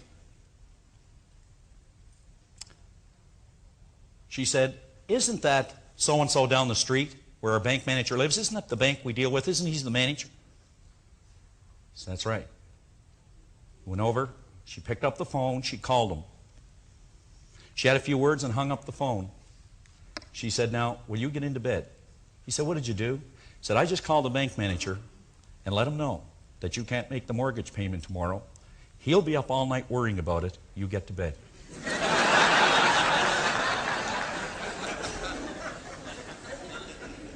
Excellence is a commitment to completion, and that's the difference in the Razor's Edge activities you're going to get involved in to really make this program work for you. And I'm sure you can relate that to almost any experience in your life. Whether it be in relationships, the Razor's Edge may be commitment. Whether it be in selling, the Razor's Edge may be one more call. Whether it be in just your family life, the Razor's Edge might be just turning off the television for maybe 1/2 hour each day. For me, in doing the seminars and the things that I've been able to accomplish through the seminars, the Razor's Edge for me has been persistence. In other words, when I was in doubt, I went to work. When I was in doubt, I went forward. When I wanted to quit, I took one more step ahead. So the Razor's Edge is always perhaps a decision, and I think that this is probably very, very significant to anyone that we may be sharing with today. But I know that we don't have as many problems as we have decisions to make. And quite often that problem mushrooms only because of the lack of decision. So the Razor's Edge for a lot of people could be to make a decision even though they don't have a complete set of facts to operate with. Make a decision, and usually by making that decision, the next decision will be revealed to you. Now on page 55, there's a space there for you to jot down 6, 7, 8 little things that'll make a big difference. I'm not suggesting that you use them all, but at least recognize a half a dozen and then implement them. Remember, right at the beginning of the book, we point out that reading and memorizing isn't going to do you any good. It's understanding and application that's really going to make the difference.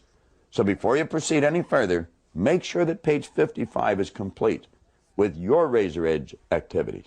Let's have just that one more dimension of energy to bring this in for a landing.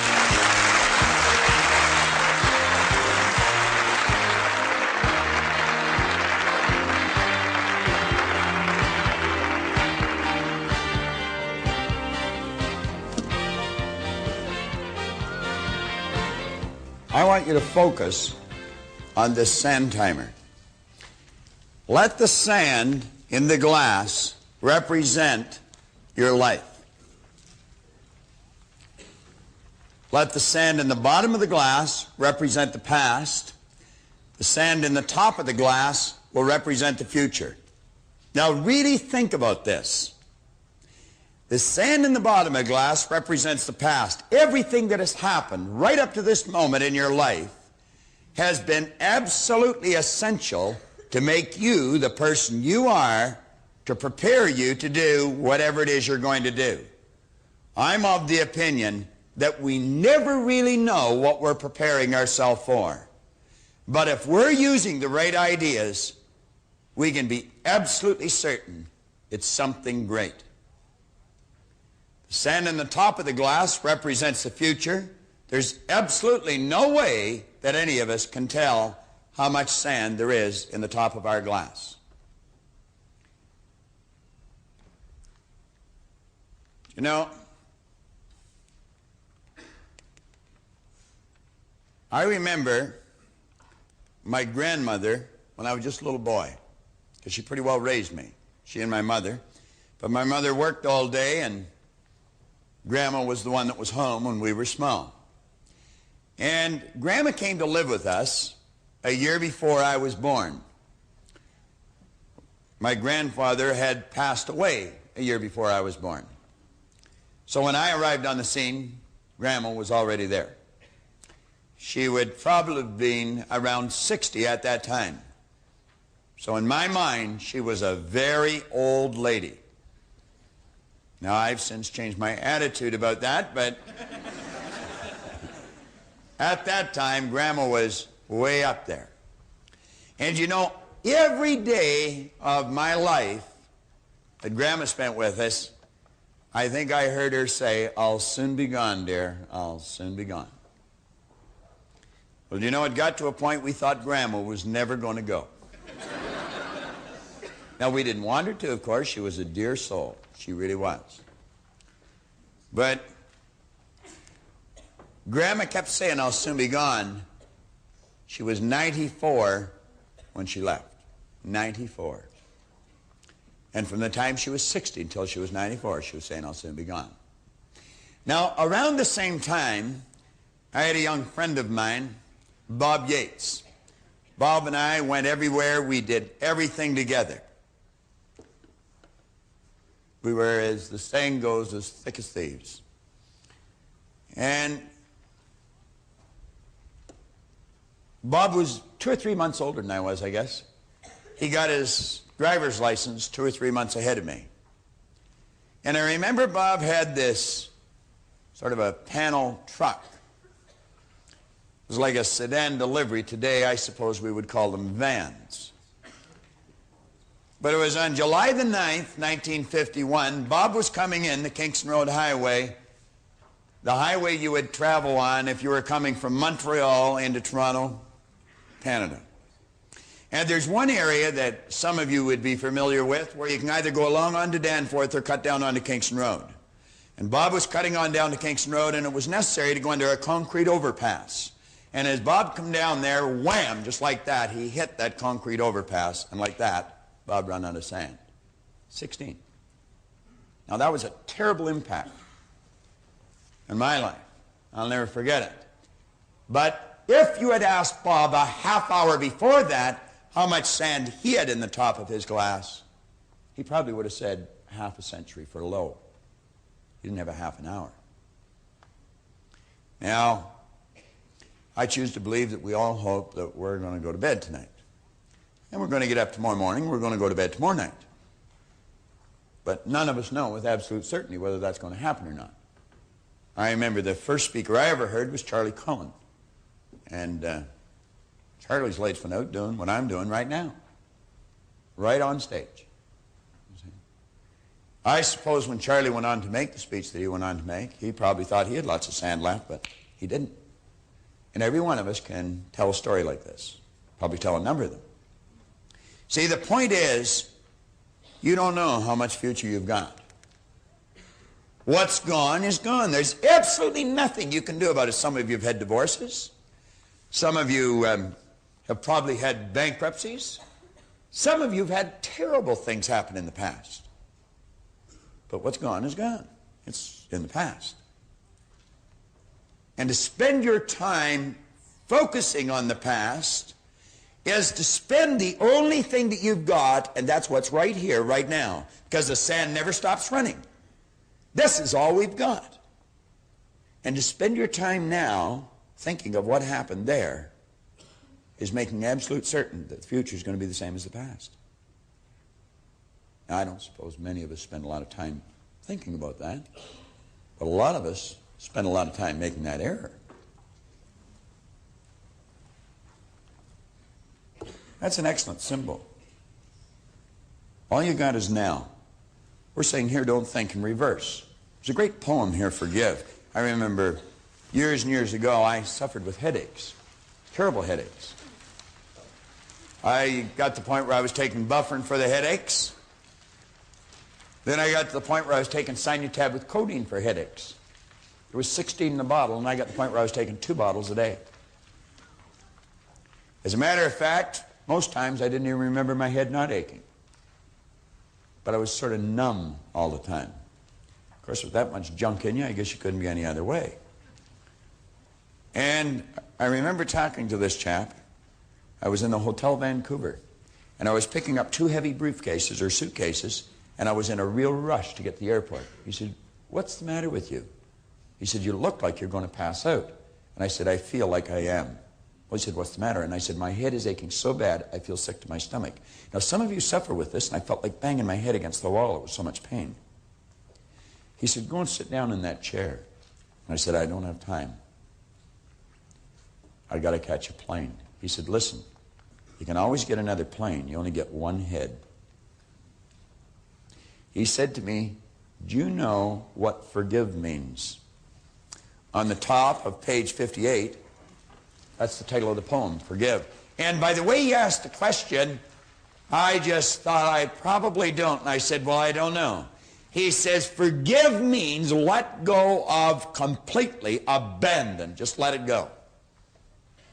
Unequivocally. No strings attached.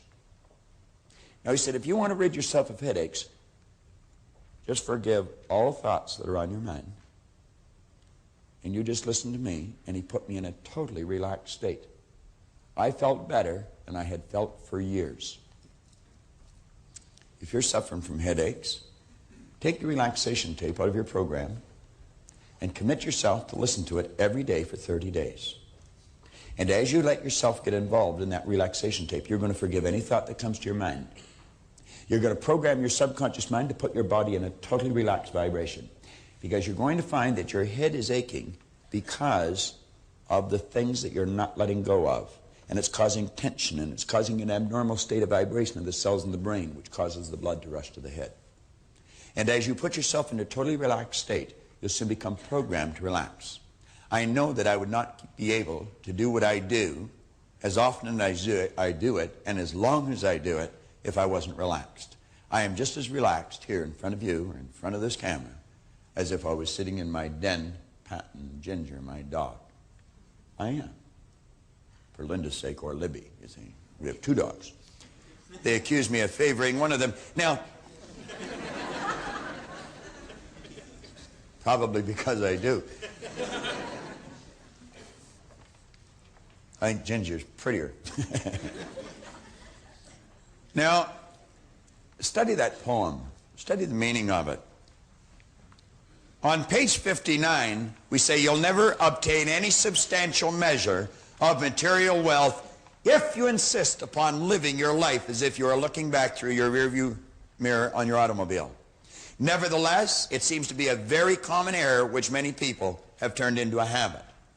Let the dead bury the dead. Let it go. I don't care how bad it was, let it go. 5 years from now, 10 years from now, when you look back in retrospect at that terrible thing that's happened, you're going to find it was probably one of the best things that ever happened to you. Advancement of all kinds is preceded by a crisis. The greater the crisis, the greater the opportunity for advancement. Or you could put it another way. You could say, out of all confusion comes order. A higher degree of order than that which existed prior to the confusion. Because you see, the confusion was a learning state.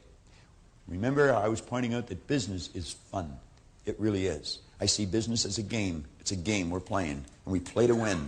And when we're winning, we're having fun. And when we're losing, we're learning. Let's treat both of the experiences exactly the same. They're learning experiences. Now we say, remember the old adage which says, let the dead bury the dead. Stop looking back on your life and worrying about the things which have already occurred and which you can no longer alter. That's like trying to change the time you got out of bed this morning. You're never going to be able to do it. That stands for eternity. You cannot go back and change it. Since you cannot let it go. Pursuing that kind of mental activity will never lead to anything worthwhile, any worthwhile accomplishment in your life. You should understand, moreover, that all accomplishments in your life, you should understand, moreover, that all of the great achievers of the past have been visionary figures. They did with their life what, like Scott was saying, he does with his music. He heard it in here. They see their life in here. They're building visions of a great future. We've got a vision of a great company. We've already got a great company. We want a better one. We serve a lot of people. We want to serve more. And as we do, we receive greater rewards. And because we receive greater rewards, we become more comfortable, more creative, and we can provide more service.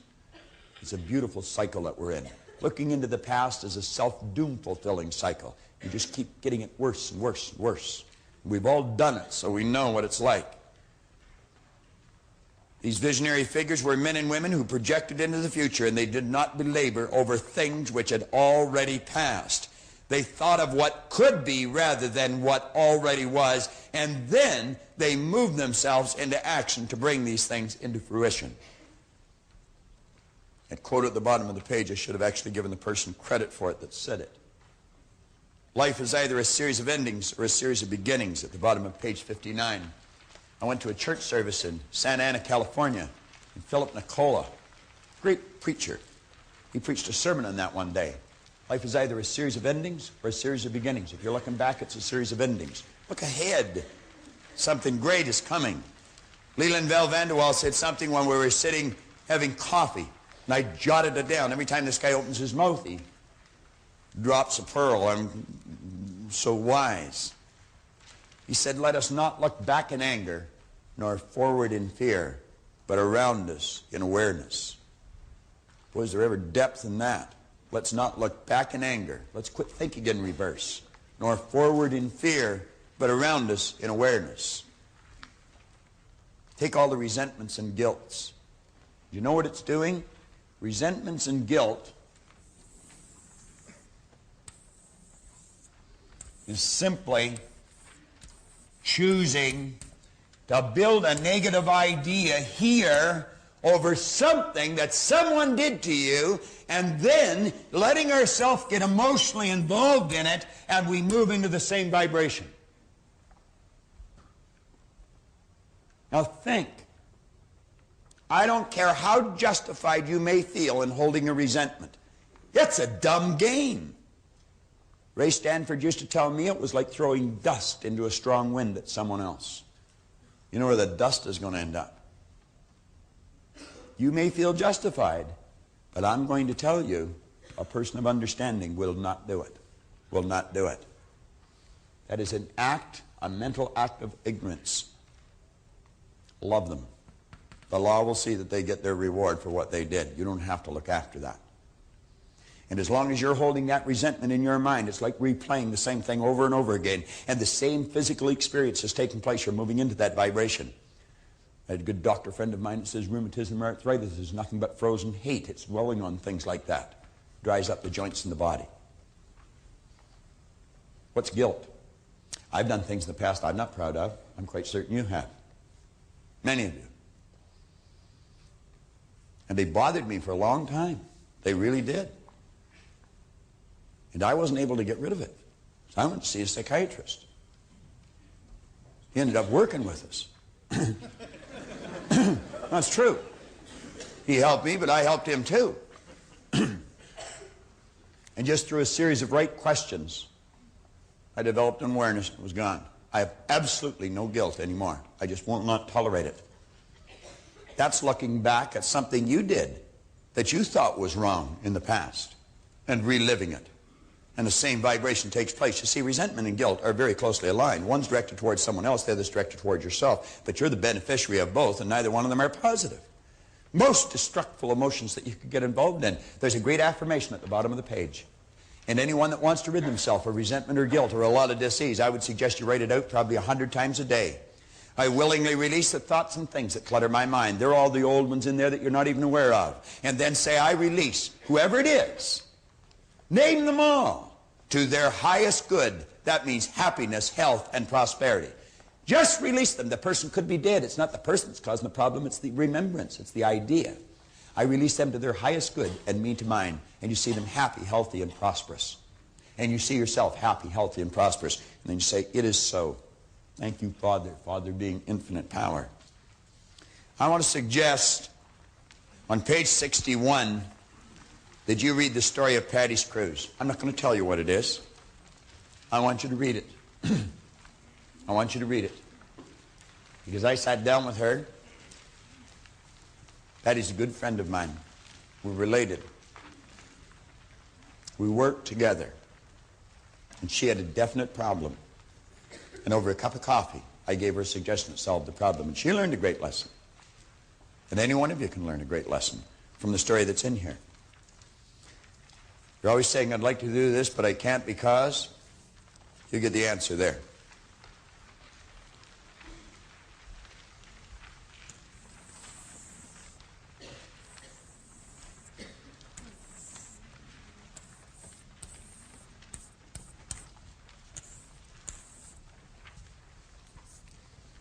Now on the next page, on page 62, if you have been guilty of allowing your sales sheet, your bank account, or the x-rays your doctor takes of your body control the way you feel or think or view your sales, your financial position, or your health, I can assure you that just as certain as it's going to get dark tonight, there will not be any marked improvement in your life in any of these areas. There won't be. What did Paul Hutsey tell me? What did he tell you? He's been in the business 38 years. He's been in management 35. When I sat down and talked with him, he had been in the business 24 years, and he'd been in management 22. And he said, I know I can get better results, and I don't know why I'm not. I know I'm a good person. I know my people are good people. But he said, I don't know why I'm not doing it. I said, I can tell you in about 15 minutes. I said, Paul, you're thinking in reverse. You're letting the sales sheet control everything in your life, and you're creating more of the same. It's not changing. I said, you got to quit doing that. You got to realize that the results you're getting has been controlled by the way you think. And I said, what you want to do is keep your mind on a higher image rather than a lower concern. You take this magnificent power and you build the picture in here that you want. And you let yourself get emotionally involved in that picture. And I said, Paul, it'll happen so fast, it'll make your head spin. What did he tell you? In 9 months, he went to the top of the company. 9 months. He had been trying for 22 years to do something. What did Al tell you? 18,000 to 500. I was saying to someone downstairs, you know, I used to read these stories in the books when I first started, and I thought, oh, this can't be true. Go follow these people. Talk to them. That's why we brought Paul Hutsey in here. That's why we've had the various people stand up that we know that changes have taken place and come back to these seminars. And they keep coming back, and they keep coming back. That's why you should keep watching what you're looking at. On page 63, these are just action lessons. I want you to take the chapter on Don't Think in Reverse, and I would suggest that you read it over a few times and ask yourself, what did I learn from this chapter? What did I learn from it? I would suggest you take your own voice and you narrate that chapter and the one John just went through on the razor's edge. Put them on tape. You've got a tape in your folder for your own affirmations, your own commitments, and your own goals. Take that tape and record it. Some people come to me and say, there's nothing on this tape. You know what they're saying? I'm not thinking, I'm not reading, I'm not listening, I'm not looking, and I'm not doing what the program tells me to do. Take that tape and record your commitments. Record your goals. Record your affirmations, your positive statements to yourself. And in your own voice, Dave Mifsud was telling me one day, he says, what an excellent idea. He said, your own voice, one that you trust. But Dave was really saying, I trust my own voice. Some people don't, you know, Dave. Read that lesson over and ask yourself what you learned from it. Now, the last lesson is a classic. I talked to a person here, right here in this spot, within the last couple of hours. And I told that person to focus in on this lesson. Focus in on this lesson. Now, I want you to think.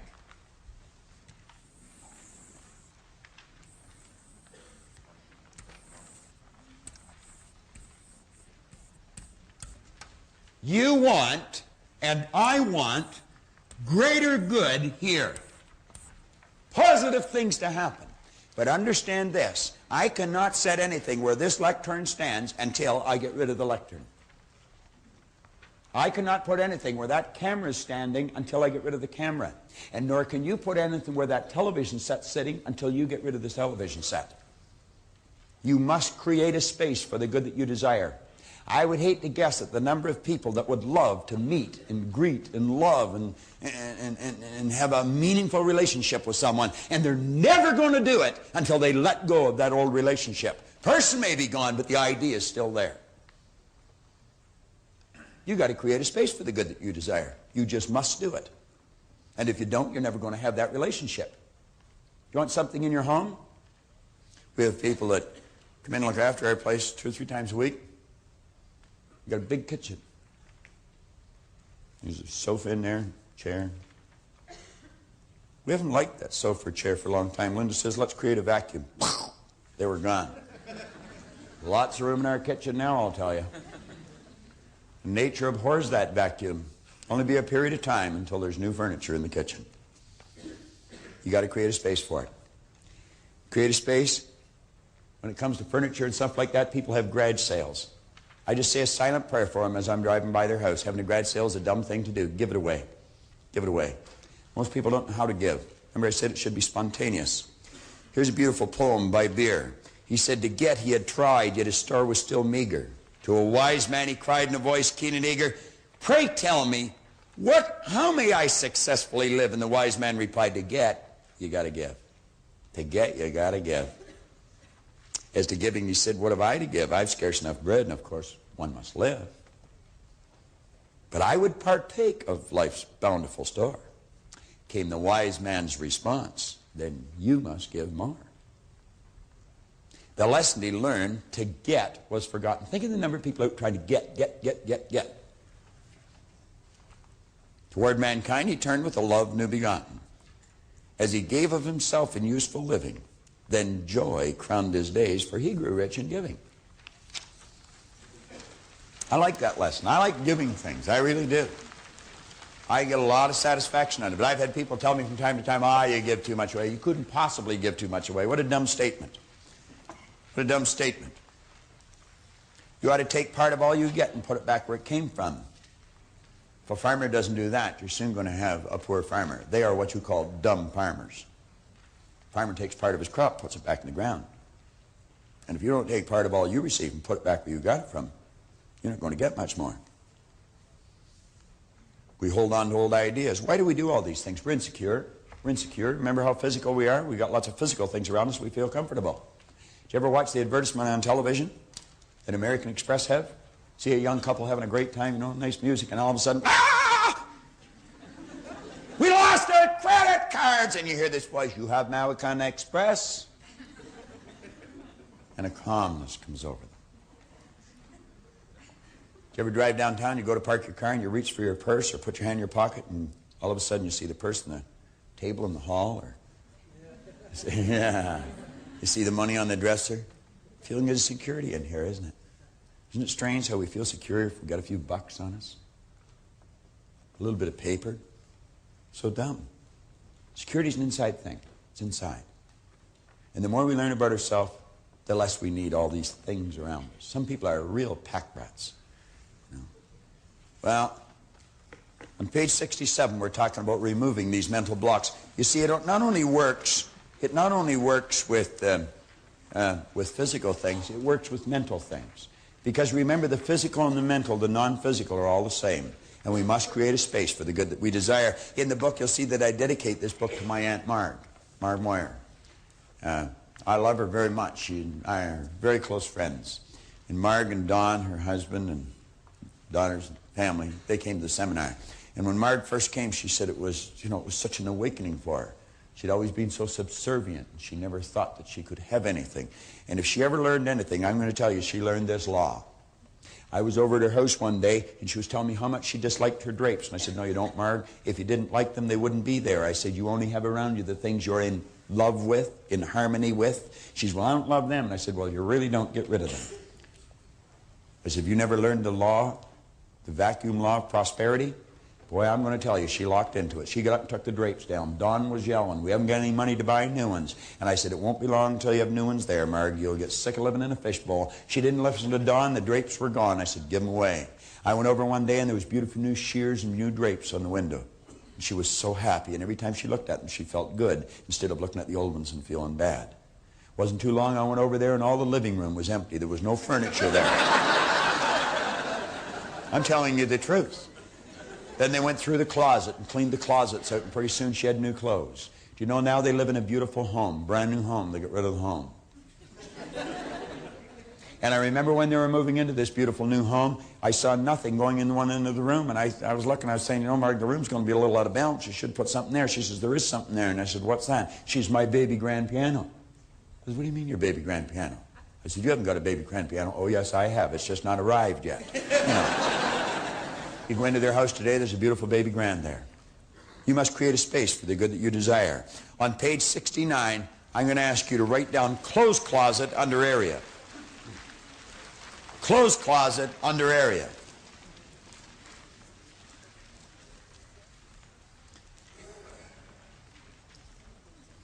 Now, I want you to write down a date within 7 days of today's date. Completion date.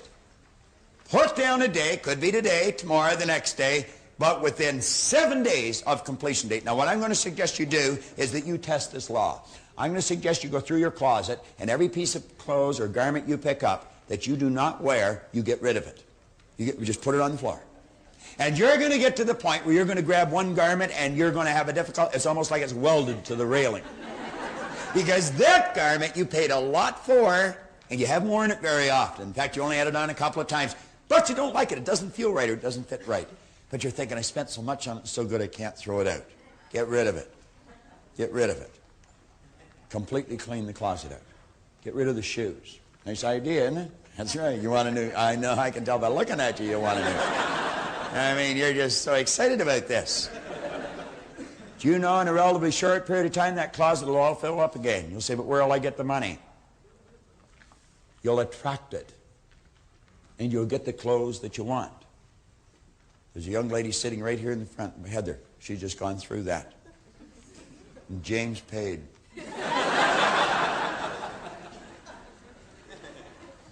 And then I want you to think of the other areas in your life that you want to get rid of things, different rooms. Some of you have a sofa you don't like. Get rid of it. Some of you have an automobile that you can't stand. Get rid of it. You won't walk for long. Now on page 70, I want to suggest that you stop and think of some of the ideas that you had locked into your mind when you started to listen to this. I want you to write them down, and on the opposite page, write down the new idea that now you accept as the truth. Make up your mind that you are going to create a vacuum by letting go of that old idea and accepting the new idea. You study that vacuum law of prosperity chapter, and study it, and study it, and study it, and I guarantee you your life will be filled with beauty. Create a space for the good that you desire. I was talking to a manager of a sales operation. He was telling me he wanted more people working in his office. I said, do you have an empty desk? And he said, no. I said, you haven't got any space for one. I said, create a space for one. Get the desk. Put the phone on it. Put everything there that you need. And I said, before long, there'll be somebody behind the desk. And if you doubt me, you try it. If you doubt me, you try it. Now, we're going to bring this thing in for a landing. But before we do, I want to suggest that you watch this at least once a day. You don't have to watch it all, just a little bit. But you know the beautiful part about this is that I have been recognized around the world as having a lot of information on this one subject. And I get very well rewarded for sharing it. I really do. I don't meet many people that know more about this subject than I do. There are people around, but I don't meet many of them. And when you get to that point, your stock goes up. You know what always amazed me? I've never studied it very much. I've only studied it a little bit, but I studied it a little bit every day for 27, 28 years. And you'd be amazed just how fast it adds up. It's just like the $20 bill, Andy. 20 bucks today. In a short period of time, it's $1.5 million. Put to work properly. You put these tapes to work properly. Every day, just turn them on for a little bit.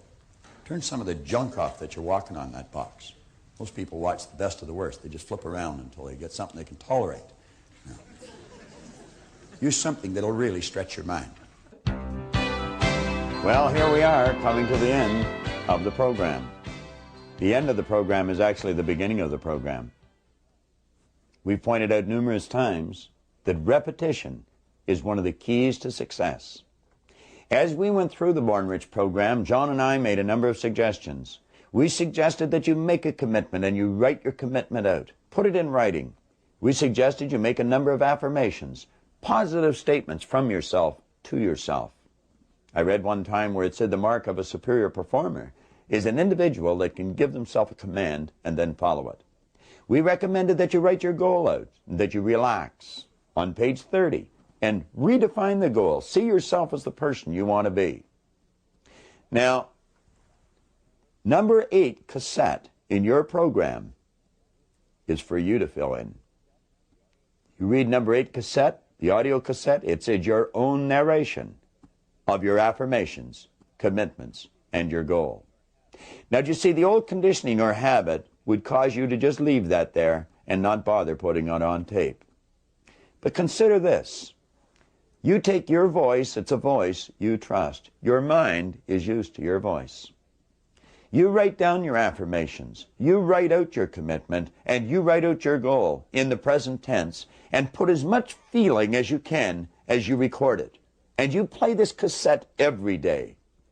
I want to suggest that you use this program of yours that you've invested in every day. Get your friends involved in it. Get your family involved in it. And you're going to find that your life will never be the same again. You can have the things you want, all of them, and you will have them by incorporating these messages into your life. Momentarily, I'm going to introduce you to an excellent idea that John and I conceived some time ago, and we will be bringing to your doorstep before too long. It's a magnificent set of books. It's called the Torchbearer Series, and you're going to find that they can help you along with this program. Review the program often. Complete the exercises. Wear it out. You'll be so far ahead. Now sit back, relax, and mentally come back into the seminar as we tie this all up. I used a quotation a little earlier with Paul Hutsey. And I was telling you about these pins, about the torchbearer. John and I are preparing a magnificent idea. This is a leather-bound book with gold edges. It's got the torchbearer logo on it. And on the side here, it's got the torchbearer symbol, As Man Thinketh, by James Allen. Now, that's a bonus book with our series. I know that some of you are going to want these, but you can't have them yet. They're not ready. But when they are, you'll hear about them. And we want to get everybody locked into this idea about being a torchbearer. Let me repeat that quotation again. Roosevelt said, "Only those are fit to live who do not fear to die. And none are fit to die who have shrunk from the joy of life." Both life and death are parts of the same great adventure. All of us who provide service and stand ready for sacrifice are the torchbearers. We run with the torches until we fall, content if we can pass them to the hands of the other runners.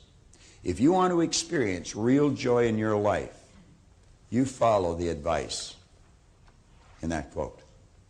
Be a torchbearer. Pass on something good. Give up something so you can. And you'll always get more back so you can pass on more of something good. Now, what we've done is create a set of books. And I'm going to get John just to take a second. They're a beautiful set of books, and they're a complete set.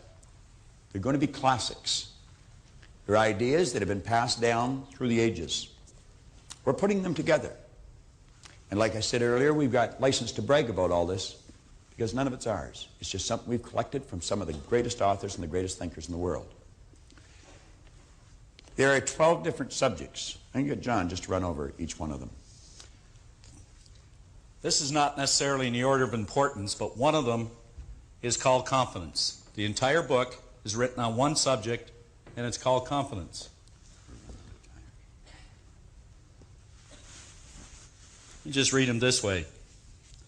Then there's a book on courage, perhaps one of the most important things. The next book is on decision. In other words, making a decision and how to make or to improve your decision-making ability. This one I particularly like. It's called Responsibility. The next one is entitled Receiving.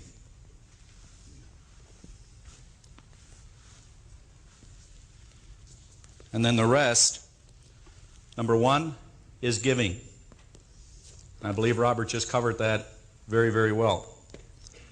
Of course, one that I'm sure you'll all identify with is attraction, the law of attraction. Robert? This one is on satisfaction. Very important idea as far as understanding what it really means. And of course, a big one, and perhaps the biggest, is called faith.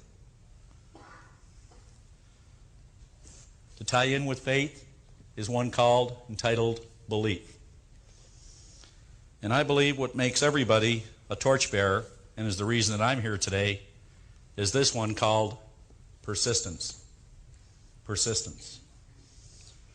I'm kind of proud of these books. I know Robert is, as a lot of other people are. But that's the torch that he just spoke about, and we'd like to see everybody become a torchbearer.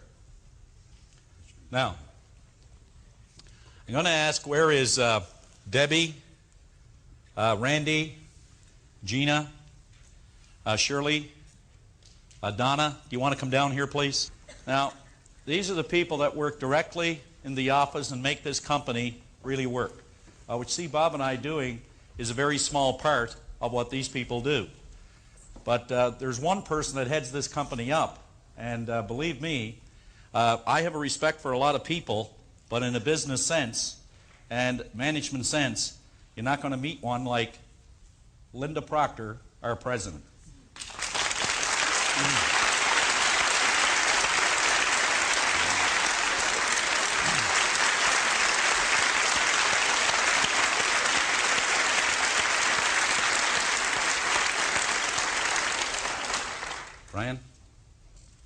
Leslie, Colleen. Now we'd like the people who really make the company work now. We'd like them all to come down here. These are the people who are out in the ditches, digging the ditches every day, who are out talking to people and dealing with, you could say, our program every day, and who actually make it work and are the ones really responsible for not only you being here, but we being here. And we want to bring all those people down now that work with you and brought you here and that help us so very, very much, that are the most important people in our company. The most important people in our company, with one exception, other than you. Other than you. So we would like them all to come down and to join us on the platform, and I'd like you to give them all a big hand as they come down here.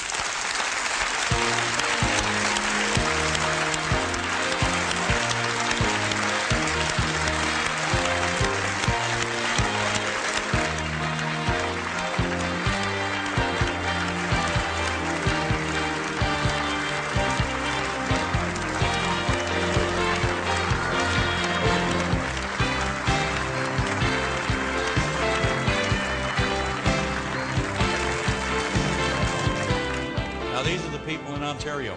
We're right across this country now. So what we would like to do is Bob is going to wind this up by thanking you so very, very much, and finishing with what this program is really all about in a simple poem. You know, I'd like to add to John's remarks and thank these people, because they are really the ones that support us. They do the hard work. The people, the Marines, the ones that are out on the beach. All these people work with us full time. They're out there and they're giving it everything they've got. There's a number of other people that are not here, unfortunately, today. They're off somewhere else, because we have people in many different areas. But as we bring this in for a landing, what I would like you to do now is focus on yourself. There's a beautiful poem in the book, You Were Born Rich, and it's a poem that I fell in love with many years ago. Leland Val Vanderwall was the first one to share it with me. And in that poem, he said, every single blade of grass and every flake of snow was just a wee bit different. There's no two alike, you know. From something small like grains of sand to each gigantic star, each one was made with this in mind, to be just what they are. How foolish then to imitate, and how useless to pretend, when each one of us comes from a mind whose ideas never end.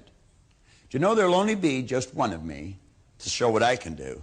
And likewise, you should feel very proud that there's only one of you, because that's where it all starts, with you, a wonderful, unlimited human being. I want to thank all the crew that have been here. They've been working diligently now for the 2 days that you've seen them, but they were in here at 6 o'clock on Friday night, and they haven't really stopped since then. I guess they've had a couple of hours off to sleep when we weren't here, but they did a lot of work after we left, and they were certainly working a long time before we arrived.